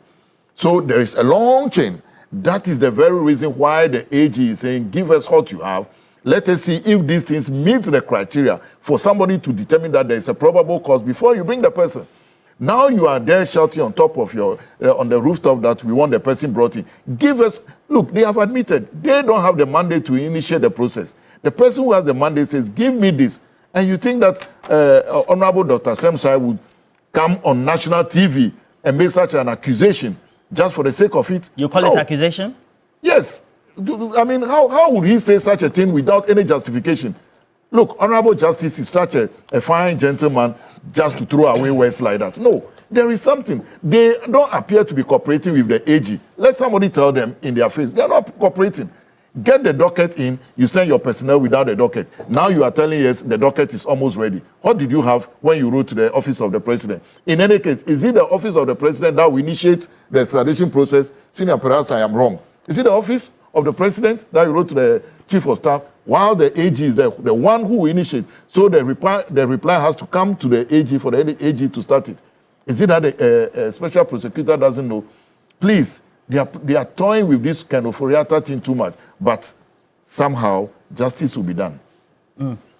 And so far, your observations, the opinion out there is that the OSP is being slow in this whole process. But Sami also says, based on explanation, it's by procedure. And those procedures so far are going according to plan. Thank you, Roland, and good morning to my friends. Roland, at least let it be on record that I'm not a lawyer. We will try to do justice with the help of the lawyers here. So if we're mistaken, then you try to correct us. Sami Darko and his boss are not being fair and honest to Ghanaians. You mean the Office of the Special Prosecutor? Let's not make it personal. Of course, I mean, he's occupying an office. There is a person occupying the office. He spoke on behalf of the office. And he's not being an honest gentleman. What he's doing is more of an institutional politicking. You know, trying to... Institutional politicking? Yes. Or no, so you should look for the meaning. He's doing institutional politicking, trying to do some dummy playing, you know, draft, put it here and I put it there, just for the justification. You remember, on one of the shows, on Tuesday, 3rd June, this year, I was here, right here. I was seated here close to Dog, and I said that there is a relationship between the OSP and the Kenoforiata family.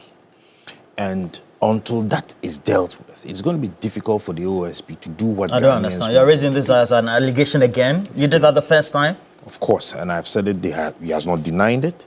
There is a relationship between the two. And until that is dealt with, there is no way, what's his name, Ajabin, would have the balls to be able to execute the mandate Ghanaians have given him. You see, it is hard time he understands that Ghanaians have given him a job to do. No matter the relationship he has, even if Ken Oforiatta is the father, he has to ensure that the procedures are followed. You understand me? And Roland, this case is a test of Ghana's commitment to equal justice. How so? Do you think, in any case, that if I were Ken Oforiatta, I wouldn't have been brought to Ghana by now? I don't understand. Ken Oforiatta. If and Nanayaw. Between Ken Oforiatta and Nanayaw Sapon. Yes. Of Movement for Change and No, UP. UP plus. UP. United Party. You're saying, and is it because of the reputation or so the that's what I'm saying. relationship? It is a test of Ghana's commitment to equal justice. Because if it was an ordinary person like me, it wouldn't have taken the OSP a week to bring me to town. You understand? And Sami Dakun comes on national television and tries to throw jargons and speak English for who to understand. He's making justifications. What justification? We put him there, we use taxpayers' money to pay him to work. And you are coming to speak English to us. Now, this is very fundamental. There are two things involved. Extradition, and when we have gone beyond and everything occurs, we can even, our laws allow for trial in absentia. Yes, but... Am I right? Yes. So it's a step. I mean, there are steps you would follow. So, under no circumstance should the OSP come to tell us that.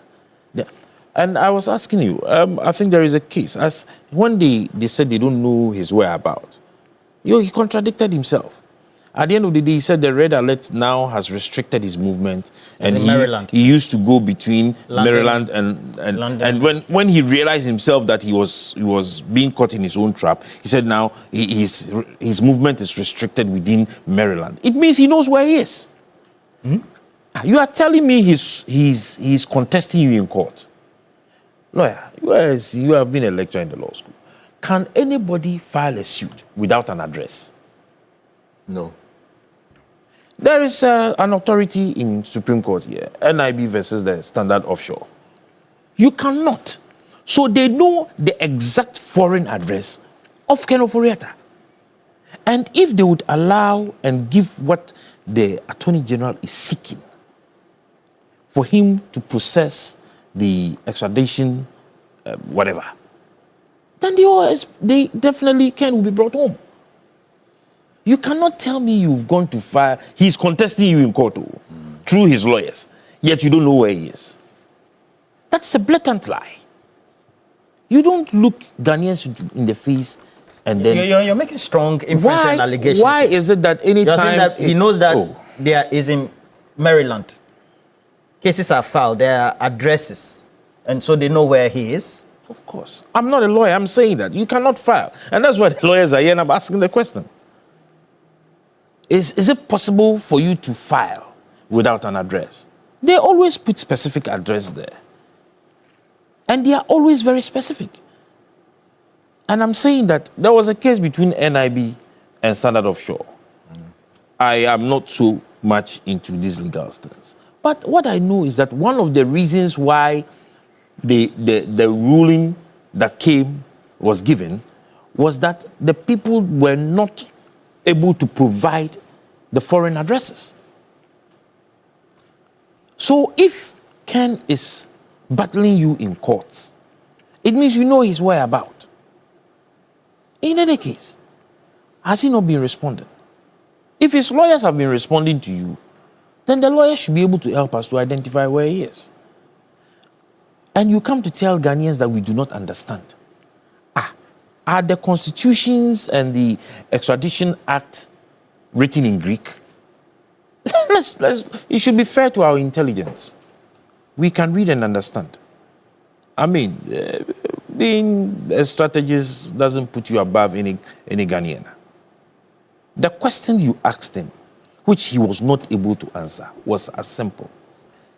Does that presuppose that the Deputy Attorney General is lying? Was he able to answer it? Say that again. I wasn't following. You posed a question at him that the Deputy Attorney General addressed or gave an interview or did an interview, and he stated that the OSP is the one delaying giving them the docket or refusing giving them the docket to continue the process. And you asked him, does that mean the explanation he's given? Is he presupposing that the Deputy Attorney General is lying? Was he able to answer you? No. So you come early Tuesday morning on a national television where our monies are used to pay you. And you would come and lie. No, but that is true. But we all of us are paying them. They are not paying me. Why? You think I don't pay taxes? Yeah, but that's not how you talk to public Director officials. of strategy. Am I a foreigner? No, I'm asking. Roland, am I a foreigner? So you're speaking like a citizen. I'm a citizen, not a spectator. It's as simple as that. You see, we need to be able to deal with this issue of corruption without thinking of whatever that happens between friendship or relationships. Okay? When we did this great transformational plan, you remember on the pillars, one of the pillars, which has to do with governance, all right, the clusters, which has to do with governance, we had a pillar in it that dealt with corruption. We had stated that we need to be able... Stay there, 2023 GTP, stay there. Sami Dako is back on the line. Sami Dako, Director for Strategy, OSP. You wanted to have a reaction to what Daniel Sapon? Or... No, not a reaction, Okay. just a clarification. Okay, please. And I'll please do it clarify. quickly. Yeah, and I'll do it quickly. I mean, when you are in public service, there are a number of things that will happen. But I'm happy he said that he's not a lawyer. The one I wanted to correct was that I said that Interpol red notice restrict a person's movement. And I'd used that we know from intelligence that he used to move from America to London. But once you issue a red notice, he's unable to move and that he's confined in America. And I said the area we know he is. The reason why we have requested extradition to US and not to say UK is because we know he's in US. So it's not an issue now. We are not dealing with whether we know where he is or where he is not, except that the Interpol in that country is the one that will effect the arrest with us when extradition goes through. The second one he said that I want to clarify is the part that he talks about the fact that if Mr. Furiata has been battling OSP in court, it means we know his address. Just for information, yes, Mr. Furiata has filed over 8 suits challenging the arrest warrant that we secured, which the Attorney General is going to use, including the red notice, which the Attorney General is going to use. But in Ghana, he uses his Ghanaian address, which is allowed by law. And his lawyers are the ones that represent him in court, which is also allowed by law, because those processes are civil actions, human rights actions that he's taking to block it.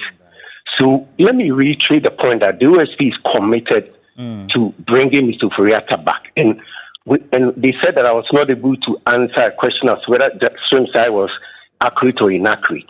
I'm not the one to say it's accurate or inaccurate. I'm providing you with the other version which you have not heard. And I've said that even with the leak, there's a third letter that they did not put out there.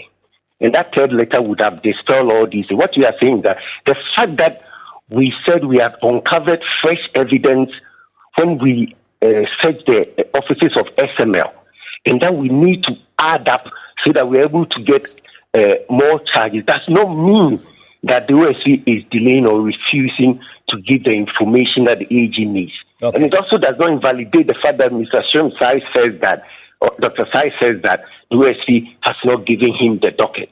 Yes, we are saying that the docket will go to him. And in this case, I said that when we say a docket, we mean all the relevant information that is needed to tender in an American court. That is what we are giving to them. And I have also said that it does not mean that we have not given them some. I told you that we are in the stage of the offensive requirements, which we just want to add a few to it and then send to him. So there is no delay. There is no confusion. There is no fight between us. The fact that he has come up because journalists have gone to him to ask where the stage you have reached. And OSP has been briefing Ghanaians all this while. When we talk, you say we talk too much. When we keep quiet to work, you say we are conniving with people. Okay. It's preposterous to even say that the special prosecutor has a relationship and then you also say you can bring somebody down in 1 week. Sabinam Tamaklo has been convicted. She's supposed to be brought down to Ghana to serve just a sentence. Conviction is done. Do you know why she's not here? Let's go back to the issue of political bias. When you are getting extradition in the U.S. court, it's a major requirement. And when I say that, it doesn't mean that we think people don't know or we are disrespecting people or anything. All we are saying that there is no bad blood. It's a process, and we will get there. We have not delayed. Okay. I don't know who even says we have delayed. This has been a very difficult proceedings, and we have been working diligently to get this done. People and men at OSC have been working. You said that already. Thank you for the clarification. Though, again, the question, are you saying that the Deputy Attorney General then doesn't know the processes, as a result is lying? The Deputy Attorney General knows the processes. And the processes are the same processes I'm telling you. So why would he say that in that interview? He will say that in the interview because journalists have gone to him to ask him where in the stage of the extradition have you reached. And he has said that, well, I'm waiting for a docket from the OSC. And I'm saying that the docket he's talking about is the other information we need to board up and give it to the office. Okay. And that we are going to do. It's not that something that, it's not a question about whether we will do. It's a question about the time. And I just explained to you that the reason why there is some form of delay, as people will call it, is because we have volumes of documents that is crucial to the case that we uncovered recently. And we want to add that up. It doesn't, yes, I understand people. Is the Office of the Special Prosecutor worried, Samidako, about the public reputation? It seems to be garnering these days, that it's a bit slow in some cases and very tortoise-like on others. That is very important because it reminds me of another thing I wanted to clarify. When I said that people did not trust us, I meant in the beginning. Some people were saying we were unconscionable, the man is sick and we are dragging him. That's what I meant. And I said that even the media some members of the media were saying that, including you, Roland, you asked us that, but the man is sick. Why I told you want him down in Ghana, and now that we have gone so far, and that he has to come down, now people are saying we are the ones that are delaying and we don't want to do it and all that. But the point I'm making, I forgot even the question that you asked, but the point I'm making but that's is okay. that, Well, let's keep the question. Thank you very much. Director of Strategy, Samidako, helping us with the clarification. I asked a question, you didn't answer though, but no problem at all. No, I will. That's fine, Samidako, thank you very much. The clarification has been made. Let's forget the question. I retract.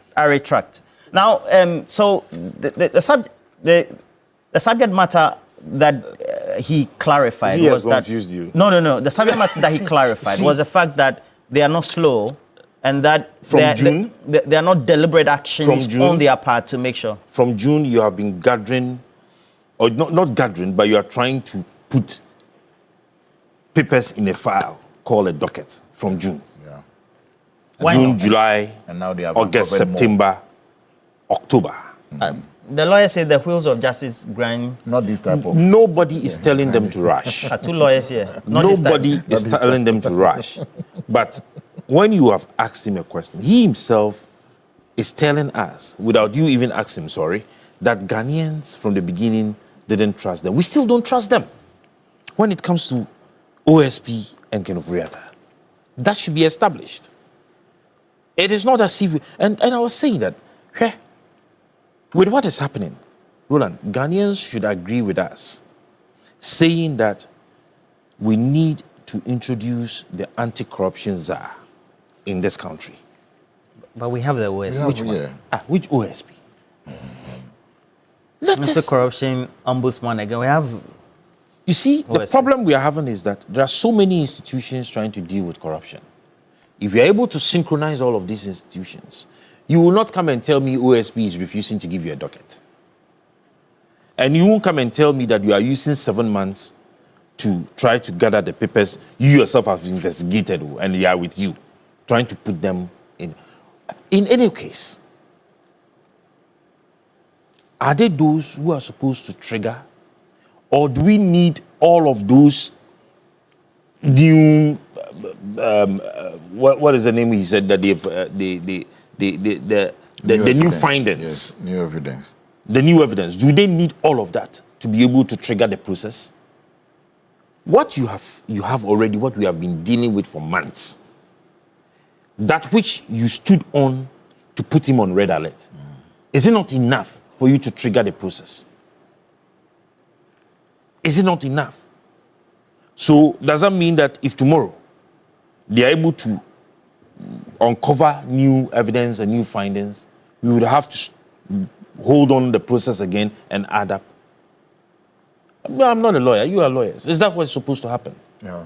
Because you had some evidence, some findings. It was on those findings that you triggered this red alert whole thing with Interpol. Yeah, but he says that is it not strong enough? It's a bit tactful, and the processes need to be methodical, so to speak. The Attorney General's office, because public opinion, when it's rife and seems to create a certain opinion that the political establishment wants to come at you, persecute you, it could trigger perhaps a certain feedback from the host country that this guy going to Ghana will fall in trouble as a result of that. One of the elements or one of the legs extradition stands on is that whatever you are being accused of, all right, should be punishable in your home country and in the country in which you are. Please, does the U.S., whichever state he is, do they pamper corruption? No. Dr. Koba, what do you make of the responses so far? And perhaps could the Deputy Attorney General have responded a bit better or perhaps more diplomatically for the way he did in response to the question on the OSP in the subject matter of Ken Ofori-Atta? Roland, before I begin, let me greet Oketechi Kome, my Omahin of the Commander traditionally. Roland, it appears that since the establishment of the OSP, we still have some distance to cover to get the OSP and the AG's office to work seamlessly. Really? Yeah. Article 88 says that the OSP derives its powers from... Yes, but you look at the history of the office. Martin Amidou. From, there seems to be all this, tension that exists in one form or the other that we need to deal with, especially if we're going to fight corruption and fight it successfully with our institutions. Why is the OSP, one might ask, why is the OSP so defensive? How can a complaint, from the Deputy Attorney General in terms of information to journalists that we are yet to receive some information, how can it trigger such a response? Look at the response we are getting this morning. I'm sitting here, I'm flabbergasted. Flabbergasted? Yes. Such a big word? Is it? Yes, he got it from my former school. Is it necessary? Is there a way that the OSP's office and the AG's office can work seamlessly behind the scenes so that those of us who are expecting results from them will not even know if there is a disagreement between them? I sense, listening to the Director of Strategy, I sense a little bit of paranoia. Paranoia? Yeah. Flabbergasted paranoia? I can recall, I'm sure you will remember, the OSP's press conference. The one he sang? Which one? Kwanuma? Yeah. I think there is still a bit of that going on. And I think that both his office should seek some rapprochement with other agencies that are in the fight, to counter corruption. We need them to work together. I think that we need to get over this paranoia. I think if you look at the history of the office, OSP's office, as I've said,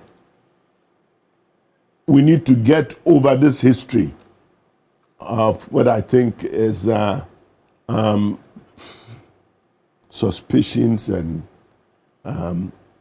suspicions, especially with politics, using its own words, and get the OSP and the AG to work together. After all, we're told, the law, when you look at the law, OSP derives its powers from the AG's office. And it is impossible for him to work well without that synergy working well.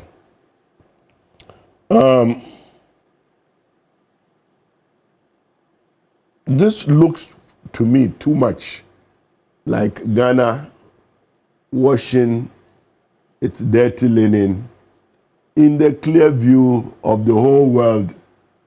We don't need to do that. You're saying this could have been avoided? Yes. Especially if OSP represented by Sami says these are just processes. Especially if the OSP is concerned about perceptions of politicization. If you are really concerned about it, you don't get on TV and talk about politicization. The OSP should call the Attorney General, like two public servants that we are paying, and talk about getting this thing done so that we can bring the Honorable ex-minister down to face trial. I think the OSP, the office is paranoid, and it has to deal with that paranoia. I don't know who can help them, but there seems to be a certain knee-jerk reaction to any criticism of any sort that comes from anyone. But this is the era of Kebi Mamin Kebi. Citizens will express their view. Journalists will question you. Your fellow public officers may not understand what you're doing and will raise questions. Those of us, analysts, academics, and will ask you questions. Interrogate. And you have to answer them without getting bent out of shape, bent all over the place. I think that we need a new page. The OSP should use this example of disagreement with other officers, sit down with the AG and come to some working relationship that will, speed up this process and get the former minister here. Latike, how then do we make sure that the groundswell of public opinion, which seems to be going against the OSP, in terms of its aesthetic or fiscal, or the optics, what the optics say, and in terms of its commitment to be able to see through each of the cases so far, it has publicly come to communicate to the stakeholders that this is what we're going to, because some of them, for example, Cecilia Dapa, they were very categorical in terms, and then, so is it because of the history they've had in terms of how they've looked at other past cases, and then also how they started this, and it looked like they now seem to be in a very lukewarm jacket? You captured it nicely. It's both the history and the present behavior. Even as Sami Daku is talking to us today, the docket is still not with the AG. And my question I asked two questions. Why did they write to the Chief Justice, the Chief of Staff in the first place? Maybe it's a matter of procedure. No. The Chief of Staff is not the one to initiate the extradition proceedings. It's the Attorney General. So why do you go there? That is number one. Number two, since the Attorney General made the request, why do you delay in submitting those requests to him? Is the material so voluminous? Number three, as Senior has said, why are you responding to us politically when you are afraid that the whole matter will become a political issue? You see, as lawyers, there are certain gymnastics you can play to delay processes and to delay proceedings. Is that one of those that they are employing? The OSP currently need to move beyond the talk. I would have expected that this morning, before Sami Dako is talking to you, he would have said, we have dispatched the docket to AG and he should be with the AG in the next 10 minutes. How voluminous is it? If it is so voluminous, get your people, distribute the material, go photocopy in all the photocopy shops in Accra and get it sent to the AG. Since the Honorable Dr. Swemsai made the pronouncement on national TV, it has taken a couple of days. Yet the material has not been received. And the question I'm asking is, how come, assuming that the Ken Oforiatta arrives today, you take him to court tomorrow, and they say make disclosures, are you going to tell the court that give us enough time? Then what the hell, on what grounds were you bringing him to trial for? There should be some reason. Okay, I am of the view, and maybe my view will be very little, that the Attorney General must initiate a parallel investigation into the activities of Ken Oforiatta, not necessarily corruption related as the OSP is doing, a different one. That might be the reason why the AG might say, keep your file and whatever you are doing. We are starting ours. When they get enough grounds and they can request for his presence in Ghana here. But until the OSP comes forward to tell us that what we are doing, we have achieved the thing we promised Ghanaians. We have achieved what the Attorney General has asked us to do. Until that is done, people will rely on their past history. Look, if you listen to all the media houses yesterday, I don't think anybody will be under any illusion to say that a number of people are calling for the scrapping of even the office of the special prosecutor.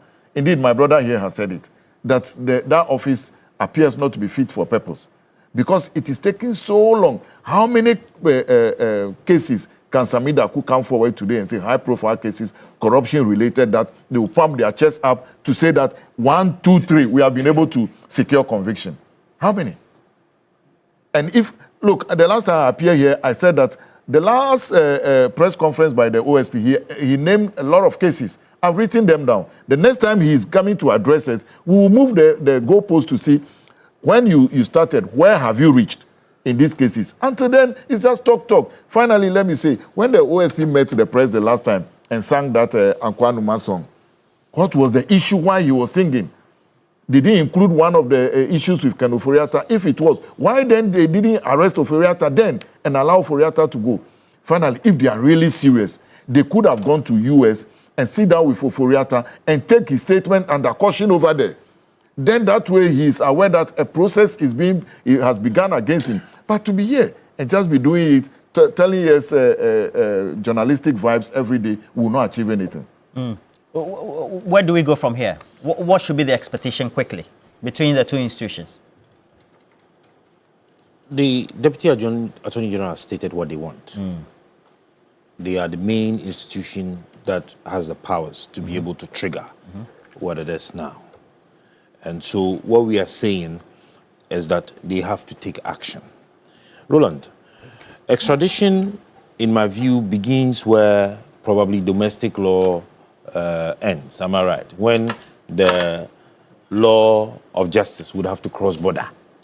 Yes. You understand? Yes. And where the law would have to cross border to ensure that no one is above the law. Yeah.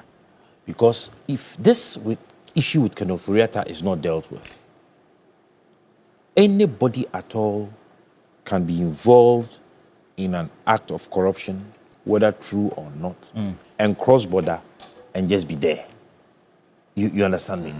And Sami Dako should give us a break trying to bring in somebody who has undergone trial in absentia and has been convicted. What is the lady's name? Sedinam. What has Sedinam's issue got to do with this? This is what Ghanaians are calling out for. The man has served as finance minister. We say we have issues. Our money is with him. He should bring our money. Is that not what we are asking? That's all. Bring him home. Let him come and answer questions. Simplicity. You have done your work. No, another person has to continue. You understand me? You say you have done yours. Another man has to continue his. Give him that which he needs to be able to continue, for him to continue. But for you to come and always addressing media and talking to Ghanaians, but you cannot take that away from. And that is one thing. I'm sorry to say. I always tell people who have organizations and are building businesses and other things that if you don't, when we go out, don't beat me. If you want to take concrete decisions and move forward, you don't surround your board table with journalists and lawyers. They'll be arguing over words. Yeah. What he came to do was just arguing over words. Oh, no. He's responding on behalf of his organization. And I think Sami is well primed. He's a legal practitioner. That's what I'm saying. A lawyer. That if you don't want to go forward in your institution, for a number of years. So actually corresponded for the BBC. So he's right. In the group, he's talking about lawyers and journalists. I'm not a lawyer. I'm not a journalist. No, I mean, he has the two. Oh, you didn't know? Why would be free by Okay. Until what say? I mean, they want the docket, so send it. No complaints. No complaints. So how do we resolve? The two institutions should work together? Yeah, I think quickly, so. just in 2 minutes. I think I don't know the OSP. I mean the SP. The person? The person. Oh, he was I've never met him. But Shadrach, bring his Kwanuma video so that you see. I've never met him, but I've read a lot about him. Yeah. And I've heard good things about him. Yeah. I have read quite a bit about, Dr. Ire and Dr. Srem. These are good people, solid people. They should sit together and deal with this. And because we need the AG's office and the OSP to work together for us to achieve results in our fight against corruption. This what is happening is just not good enough. Right. And and I think that the history of OSP needs to be looked at. They have to sit in their staff meetings and think about the way they are perceived out there from the beginning, from its inception. And I think they need to do something about the history of the office and how it is resulting in all these public perceptions, which in effect is making them paranoid, in my opinion. They are causing financial loss to the state. Paranoid. Yes. Nobody turned. But Roland, yes, we need to be able to deal with the issues of relationship we have with people when we occupy state offices that demands us to be accountable. You understand? If you are given a mandate, you should be able to separate your statesmanship, all right, from your relationship with others. If you need to be a statesman, be a statesman.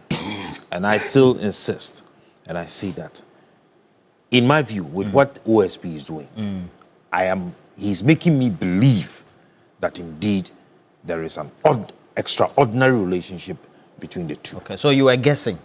You were just speculating. Not that you know of that there's a relationship between. Okay, so the Democracy Hub, you've put an injunction on the processes that leads to us trying to counter the foreigners who are into Galamsey, etc. They say that the foreigners should not be repatriated, so to speak.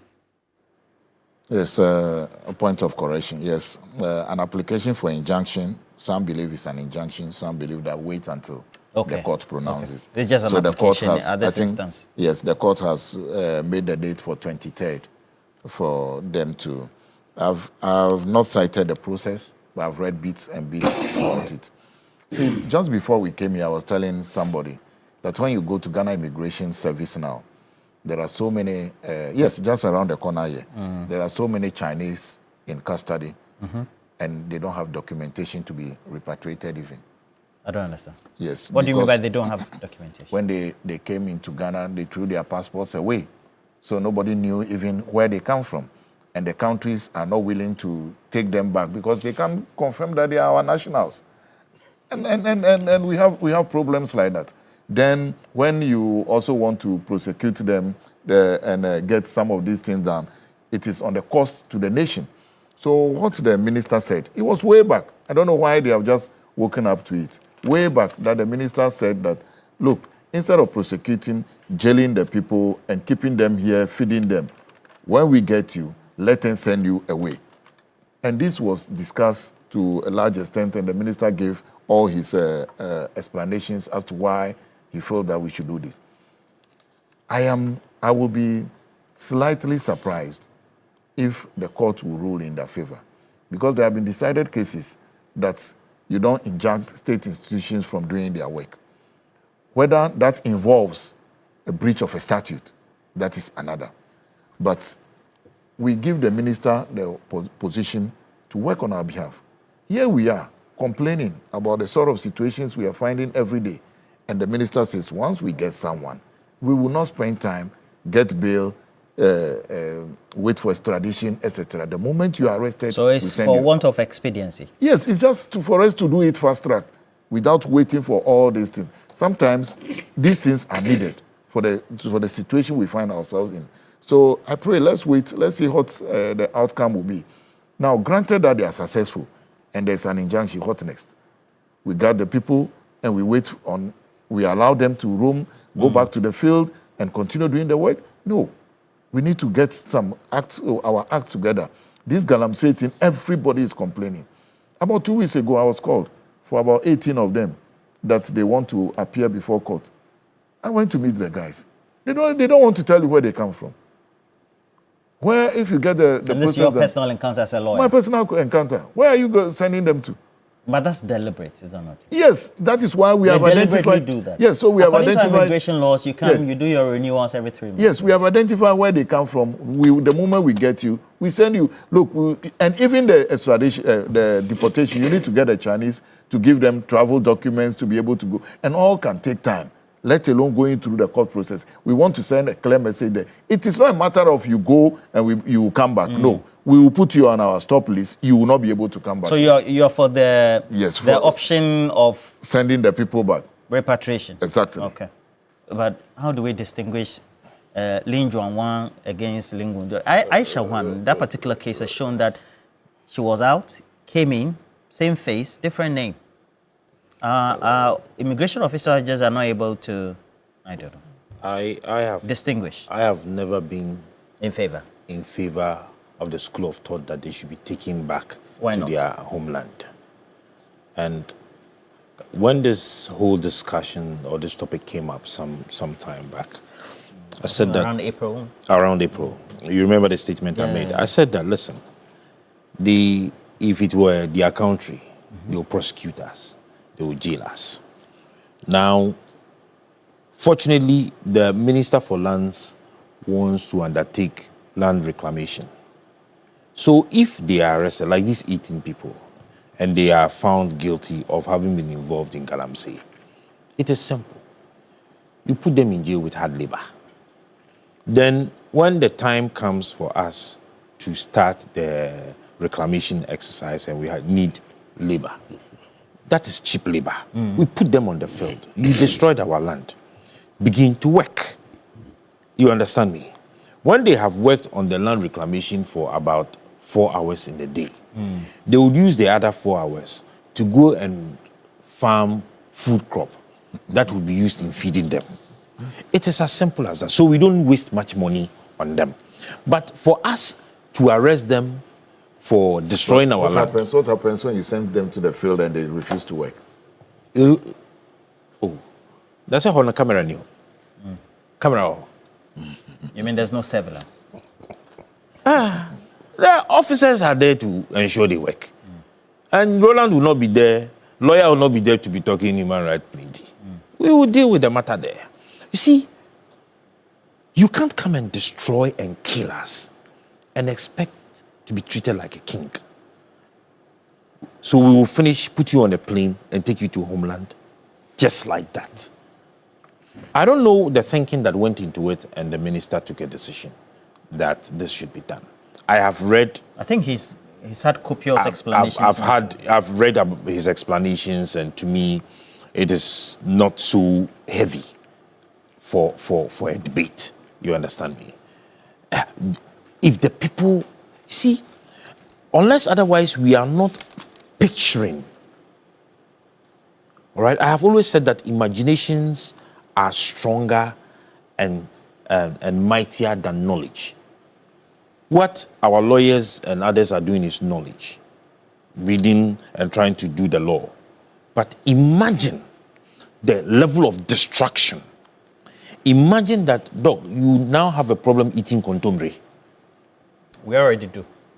Just imagine that your sister goes to birth and the child has no arm.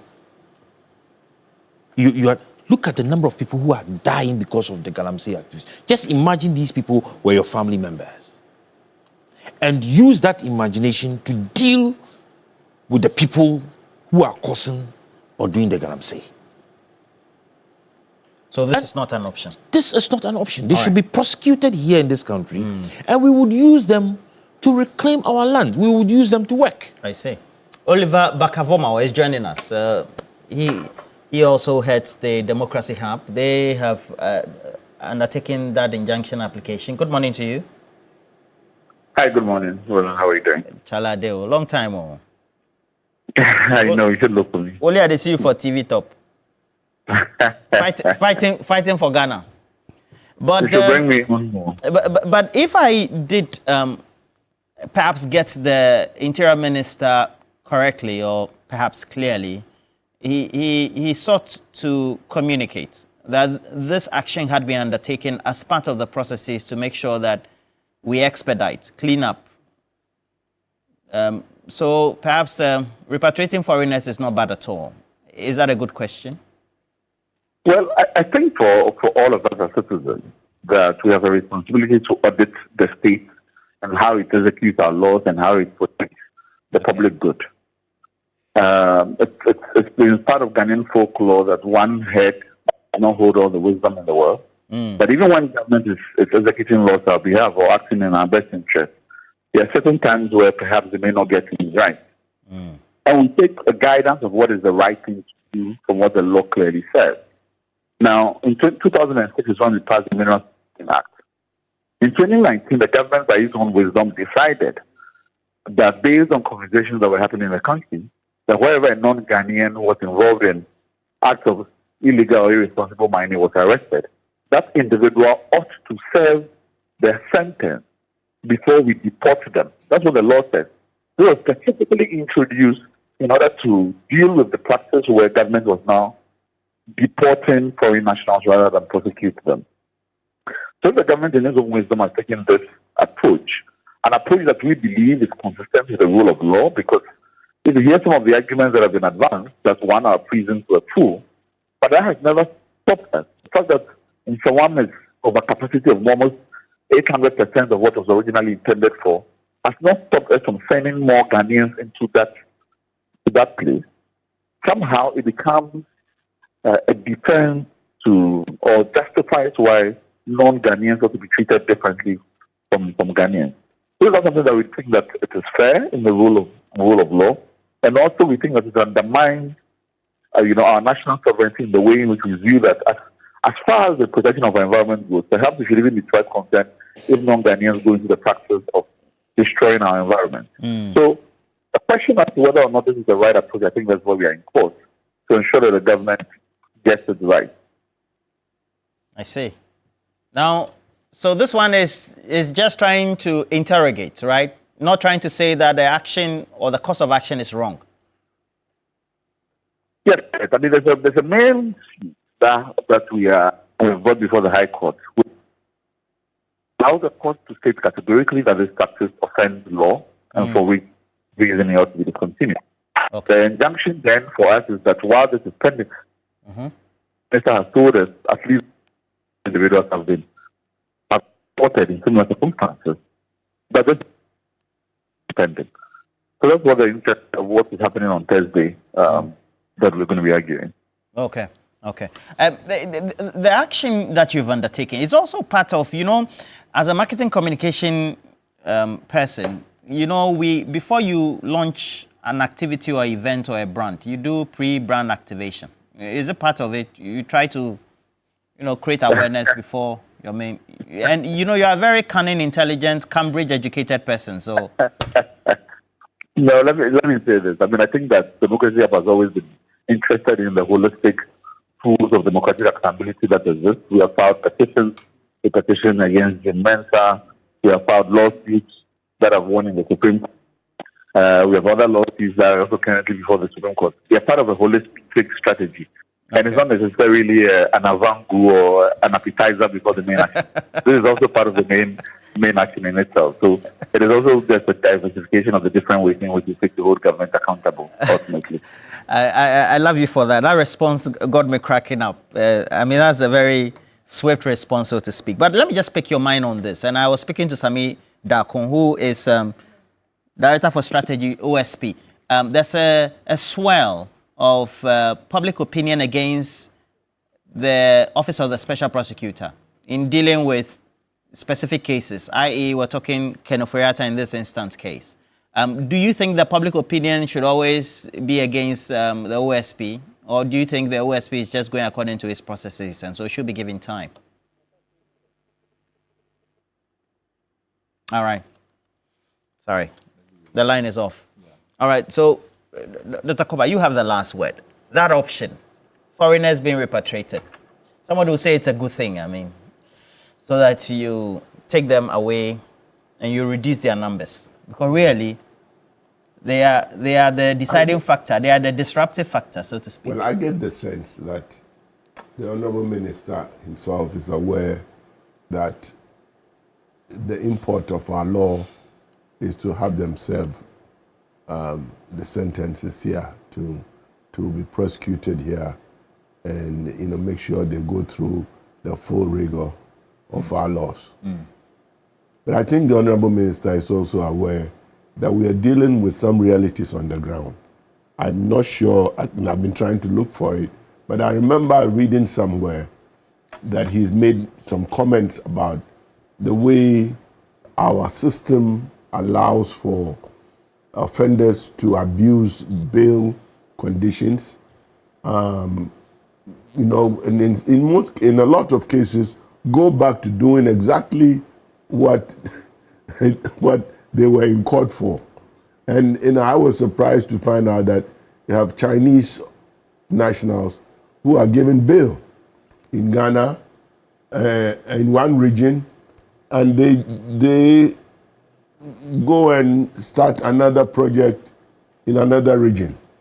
And this is happening, that they joined us in our ability as nationals to manipulate our criminal justice system and do all kinds of things with it. So it looks like this is a practical, a sensible thing to do. Something else that I heard was that I think that our government spoken to the Chinese government and that these people will be prosecuted once they get back to China. I think so. I'm not... Some sort of arrangement. Yes, I stand to be corrected. Okay. If that is the case, then we are not only saving money, we are getting rid of people who are not good for our system. Again, I think that eventually, this is something that Parliament should look at. If we need to amend our laws, if we need to amend our laws to ensure that we act in a manner that will keep us law-abiding, then we do that. Yeah. All right. TK, you wanted to add something. I hope it's just 30 seconds. Yes, less than 30 seconds. Okay. Some time back, I extended condolences to the Zongo community in Hohwe, but now we have a new imam, which I want to say congratulations. Alhaji Mohammed Malam Karami, Rashida's father. Then the first deputy imam, Issa Yakub, and the second deputy, Abdullah Ouattara. And of course, my small boys, All right. Olu and Isa. Okay. Thank you very much. The Commercial Department of Media General has a rate. Yes, I'm ready. Send that to me. LPMs, live presenter mention. In this instant case, live guest mentions. So we'll surcharge you. Well, okay. All right. Happy birthday to you. Eslasi Hanyabui. God bless your new age and have a blissful birthday celebration. It's coming from Matthias Selom Ahuma. And I have a couple more of your messages. This one is coming from Money Need Money. Great guy. Lives in the UK. And says that since the office of the special prosecutor was established, how many people have they fully prosecuted in their cases? Yeah, you should take the OSP to court and get the documents from them. It's not as simple as that. So I also posed a question on our Facebook page, a channel, and then asked specifically that what do people make of, do they think that the OSP is being slow on the Ken Uferiata case? And I had a couple of responses. I thought they were quite interesting. So before I read the next message, I'll just run you through. Capsule Gerald says, also he said, you are shouting. No, you didn't tell him anything. Okay. Empress says, we don't think so. We know he's slower than a snail. And then Desiree Marvin says, some chiefs have called him. That's why he's dragging his feet. That's what works in Ghana. Big chiefs will call you, and then you slow down. Obed Kamasa says, it's deliberate. They want to politicize the case so that the extradition process will be difficult as the public continues to talk about it. Money said they need to be sacked. Obviously, they are making money. Blah, blah, blah. Okay, that's case now. But thank you, gentlemen. Would you be following up on the case? We need to congratulate Nanayao on his appointment. Nanayao Sapo. Nanayao Sapo, your position is Deputy General Secretary, interim, right? Interim, yes. Deputy. But are you going to follow up on the case that will be led by Kabiru, DNP? Yes, that's UP. It has to be registered in the current the Fourth Republic, right? No, but he's not taking the name to court. He's taking the ideology. Okay, tomorrow I'll ask Solo about it. Yes. The EC has registered their ideology for us. So. All right, let's go. As Shadrach, I'll be shouting there, saying we should end. So we're ending. Thank you, gentlemen. We'll bring you sports after this, but not before we tell you that if you want to look smart and fashionable, make sure you visit any Woodin boutique nationwide today. Now, Woodin is offering an amazing collection of authentic African fabrics. They are all ready to wear, all coming in beautiful designs and colors, all for both men and women. Now, with Woodin, you get to be creative and versatile with your designs. You also get to be confident and show how truly African you are in Woodin. So go to a Woodin boutique near you today and also get to choose from their variety of trendy products, all meant to complement your unique style. You can follow them on social media, and the search button should be typed in Woodin Fashion. So Woodin Fashion on Facebook, Instagram, TikTok, etc. Let me say good morning to you. Philippine Godot, wishing you all the best for the day. You live in Ajrin, Ghana. Bye-bye.